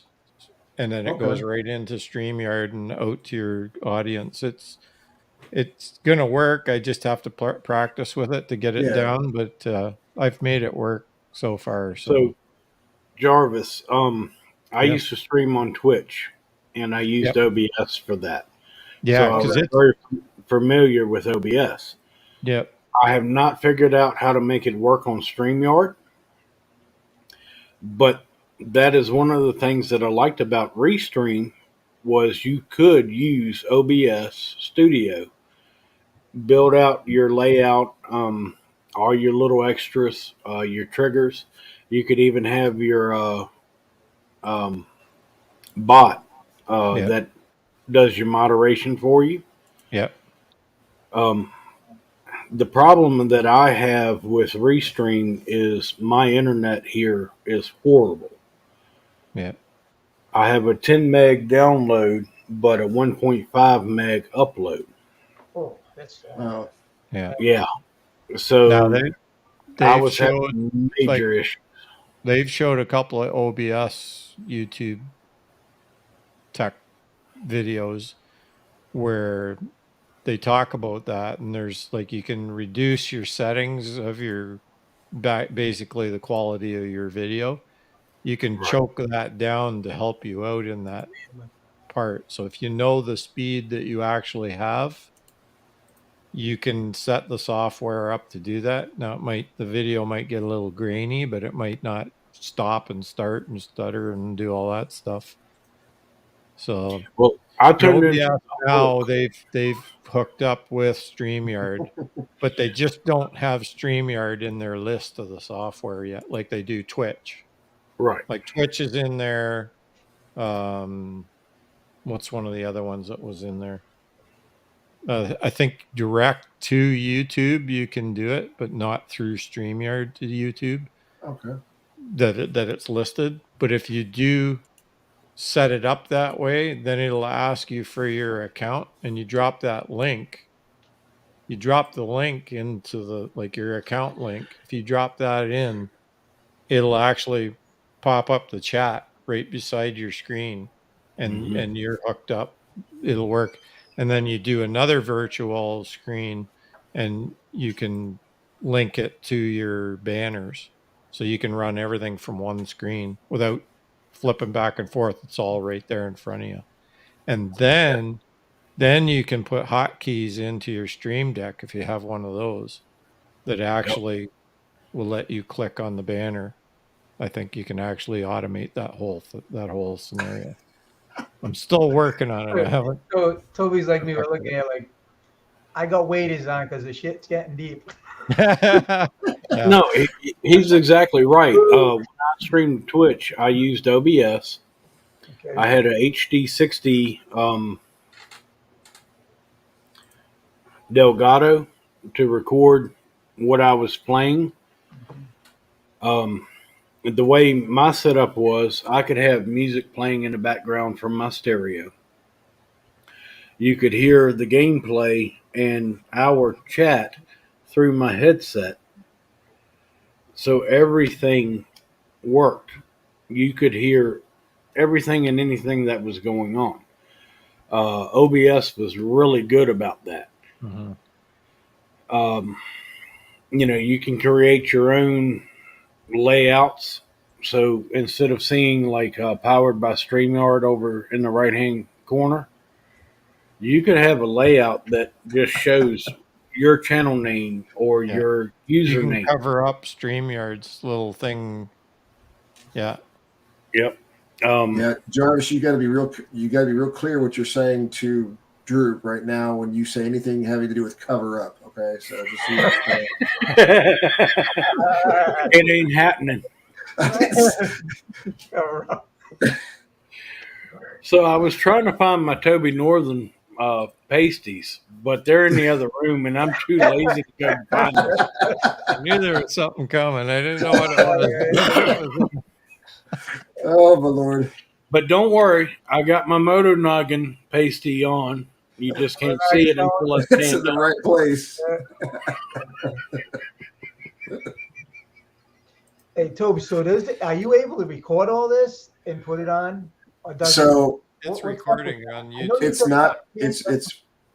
When I guess it's record. I'll know after I end the broadcast, but I'm assuming it's recording on YouTube, and I'll just have to. I got to set It the. takes a little while. It renders before it actually shows up. Is that what you're about to say, Drew? Yeah. As a replay, it takes a while to render on YouTube, but StreamYard records what you're doing right now. Only if So you've got as a soon paid as your subscription. live ends, you can go back into StreamYard and you can see everything that StreamYard had playing. Okay. It'll keep so many of them, Toby. Oh, okay. On the okay. free version, it'll keep Yeah. however Okay. many it says you can I have. think it's 20 gigs or 20 Yeah. hours. Well, there you go. I think Rudy. there's On the about paid 5 version, you get like Good 50 question. gigs. Good question, Rudy. Well, so I was curious about that. I just didn't know how that Absolutely. rendered over to like how it tied into YouTube. Like as we're doing this, I know it's recording, but I don't know how did Right. it YouTube. So, Well, it's live to YouTube now, but it's also recording it. okay. And like Once you said, it it's has to done, render once it we're after. done and it's finished, then it will render it to a video. And then Toby, it depends on how he's got it set. If he's got it set to be shared to everybody, it'll just automatically do it. If he's got it set to private, then he'll have to change the setting to show it I think after right it now renders. I think I have it set right now to laugh at me when I am broadcast. 'Cause Hey, this is a lot of good So information. another thing with StreamYard, and I'm sorry, I'm not trying to take over. I'm What just the hell did I say? I'm really trying to help here.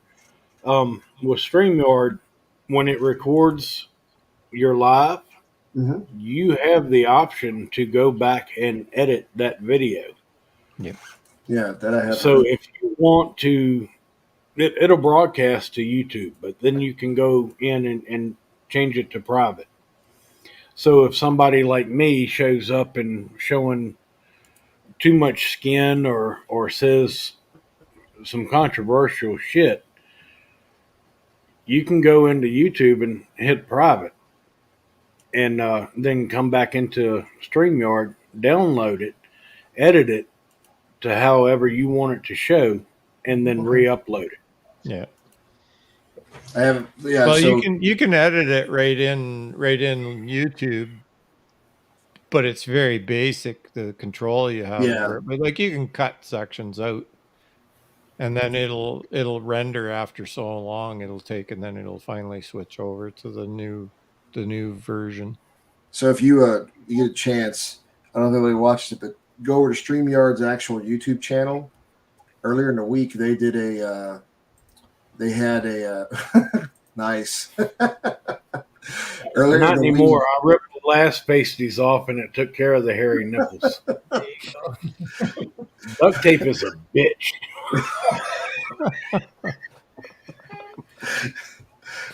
so yeah, what we were saying. I figured. So I don't know. No, Droop knows when I'm when we were in person. I don't. This is not a flustering type of crap. It's only because it's public. I don't give a damn. Anyway, but no, if you check out StreamYard, check out their YouTube channel. They did a live earlier this week with, I don't know if anybody's heard of him. His name's Omar, and he's on Think Media. Yes. And they had him on. He did an hour-long live where he was talking about the top 5 things that new vloggers or whatever have mistakes with. But one of the parts he was talking about as a side chat of it was that you could use StreamYard. Some people actually, some channels, and he listed a couple, I don't remember, but some channels actually use StreamYard as their primary, like they record live and then they can chop it up or whatever and then publish that to YouTube. So Yep. I was like, okay, it's interesting. That's pretty cool. And with StreamYard, you can also do like talking head videos. So you're just doing a recording. You're not broadcasting. So you can sit here and talk to the camera. Do your talking head video. Edit it how you want to, and then upload it to YouTube. So if you want to do like a product review, you can do Yes. a product review and then upload. Wow. Yes. Yeah, and you can share your screen. You can have video of the object that you're talking about and all that beside, and you can actually be like in the video off to the side. I'm guessing talking. StreamYard just doesn't have like the wording and the titles and all that stuff that you can plug in like you can with other editing software. It's The other thing, like the paid version, you can have 2 cameras. So you can have like another one from the side. You can switch back and forth between the views. Make it a little more television-y if you... Now that's what I want to use OBS for. I want to do that and still use the StreamYard free version. That's what I'm working on trying to get to work right now. Now, you please don't take this wrong. I'm not trying to promote my channel. No, but if you want to see some of the shit that you can do with StreamYard, watch my Monday Night Lives. I can have a banner scrolling across the bottom. We have a layout that shows, it's not StreamYard, it's Droop Moto and Dallas Face Mullet. Right. And across the top it says the double D's because that's what our Monday Night Lives are. I mean, imagine that. The naked guy sitting here. Now, Droop, is your StreamYard, is it paid or no? or free? Mine is paid. Okay. Yeah. Now I did I for a can while. I also paid for mine for a while, but just to, you get a little bit of extra stuff with it. Okay. Yeah, I was and going to say, because when I did like earlier before I went live on this thing at all to try to practice with it, as I was sharing with everybody else, and I'll do it again for those that, whether you'd like it or not, that's the whole point of why I did this. So, but this is the control panel as a host, what I get to see. And when I went over to banners, you can create all sorts of stuff, but if you try to go to your brand and you try to change any of this stuff, or I try to like go in here and add one, it immediately tells me I have to upgrade before I can do that kind of stuff. If I want any kind of overlays, like what you all see with Droop or with Baggers and Brews, if I want to do something, add an overlay, again, you got to pay for it. So they want that money, baby. So see, now if you use OBS with StreamYard, you can put an overlay over there, and you can actually, basically what you're doing is you're sharing the screen of your StreamYard, and then OBS can put stuff all over around it, kind of layers on top of it, and make it so that you can make it a little bit more professional. But it's a little more complicated. It's not as easy as StreamYard itself. So for those of you who don't know, there's a Brian just learning nailed it. curve This is also Gilbert Godfrey and Rhonda's Up All Night USA, if y'all remember that back in the day. Yes, I used to watch that shit religiously. Elvira or whatever her name was, Queen of the Night. Queen of the Night. Yeah. Yep. Yep. Back when Adam Sandler first got his Cabin Boy. What? It wasn't Cabin Boy. It was the one where he Cabin won. Boy. It was a Cabin Boy was the oh shit, what's his name from the scary movie? Yeah. With the messed up hand. Great. Yeah. Let me get in there with the good hand. Right. But yeah, I mean, StreamYard has a lot of features. You're gonna pay for them, but if you seriously want to get into doing lives and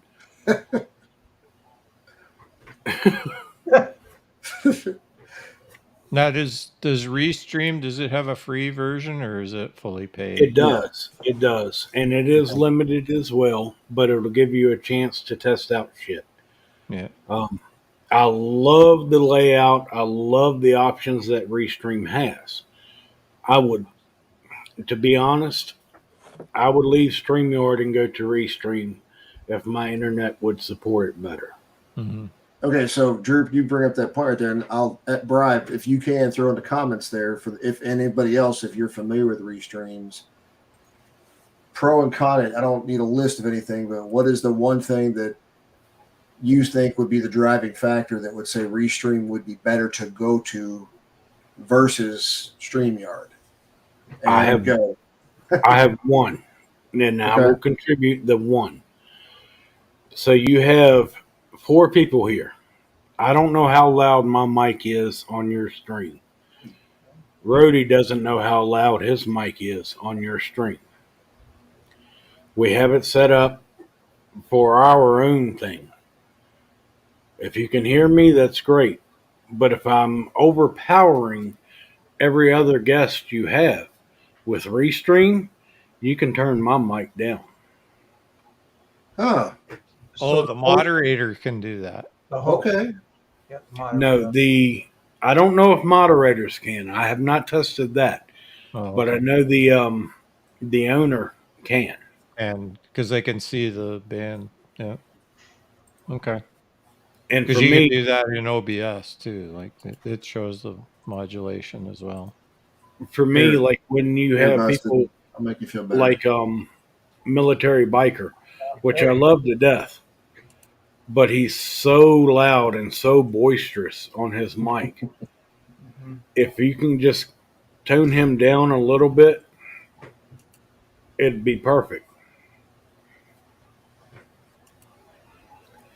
Well, Bri, I don't know how to do that in StreamYard. I haven't seen that.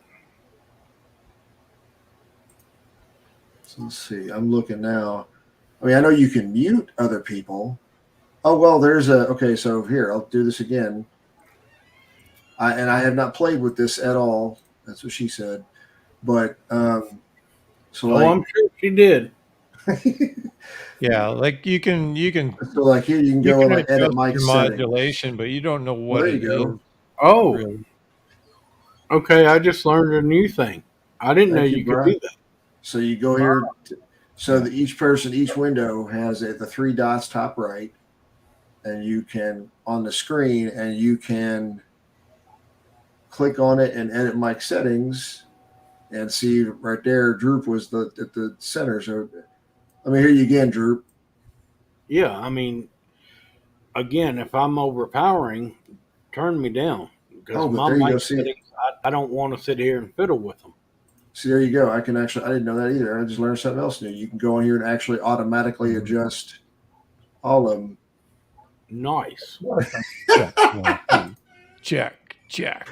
Mike check. Now, if you could just, yeah, that's what I was going to say, Bri. If you could just overcast a shirt on me, we'd be good.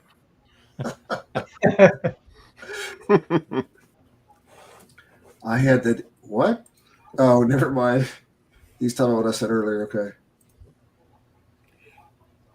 Let's see. Well, So, guys, I'm going to jump off of here. I just wanted to join Toby. no, Love I you, bro. appreciate you.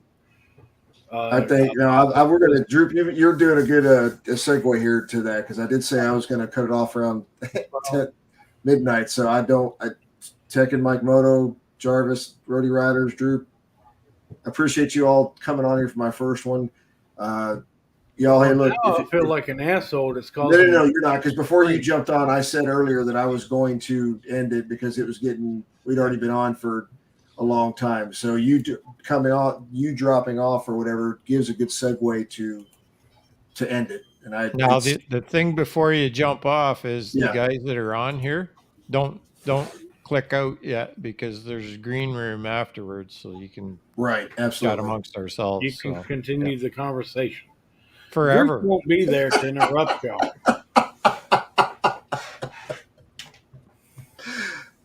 Jackie boy, all you're going to see is a Moto Noggin sticker. So, hey, y'all, appreciate you all joining us. Thank you for the live chat. Before I also leave, like Jarvis said, also make sure you go to each of these YouTube channels and subscribe to them, check them out, etc. Appreciate, since they're already gone, I appreciate Scott Jones Rides jumping on there with me. Greg riding Humboldt County, I do appreciate you jumping on as well. If I can remember this, I'm going to try to put everybody's channel links in the description of this video when I do figure out how to render it and make it go as a video in my videos. So again, thank you so much. You all have made a first time of this epic for me. I hope you all learned something too as well. That's what the intent was. I hope my contribution was helpful. It was. Oh, yeah. Usually it's not. Usually it's Very just valuable information. Yeah. No, it is really. So this might be something I have to think about doing again. But we also do these in that Facebook workshop too. So the content creators on the Support Bikers content creators. But anybody else have any? Go ahead. Go check them out. The Facebook page for content creators. It's great. A lot of information, a lot of resources there. Des, sorry, I did it again. Windroad Therapy and Toby and the Badgers, they do a good job with that channel and helping other YouTubers. So I'll give you a quick hint for those that are on here. You get the edge. You get the inside hit real quick. The next one we do is going to be in October, and we're going to be having Full Throttle Hog. Oh, awesome! Is going to join us with Tolleson Life. Oh my God! We're going to have both of them on at the same time for a workshop. So just food for thought. I think that's going to be locking the date down, but I think we're going to start. The next one's going to be on the 18th of October. So, but anyway, like I say, y'all, I appreciate it. I I'll end this now, and you guys have a great night. Everybody have a ride safe. I know it's late wherever you are. Ride safe this weekend. Keep your head on a swivel. Stay healthy. God bless y'all. Yep. Y'all have a great night. All right, good night. End thing twice, Toby. Yeah.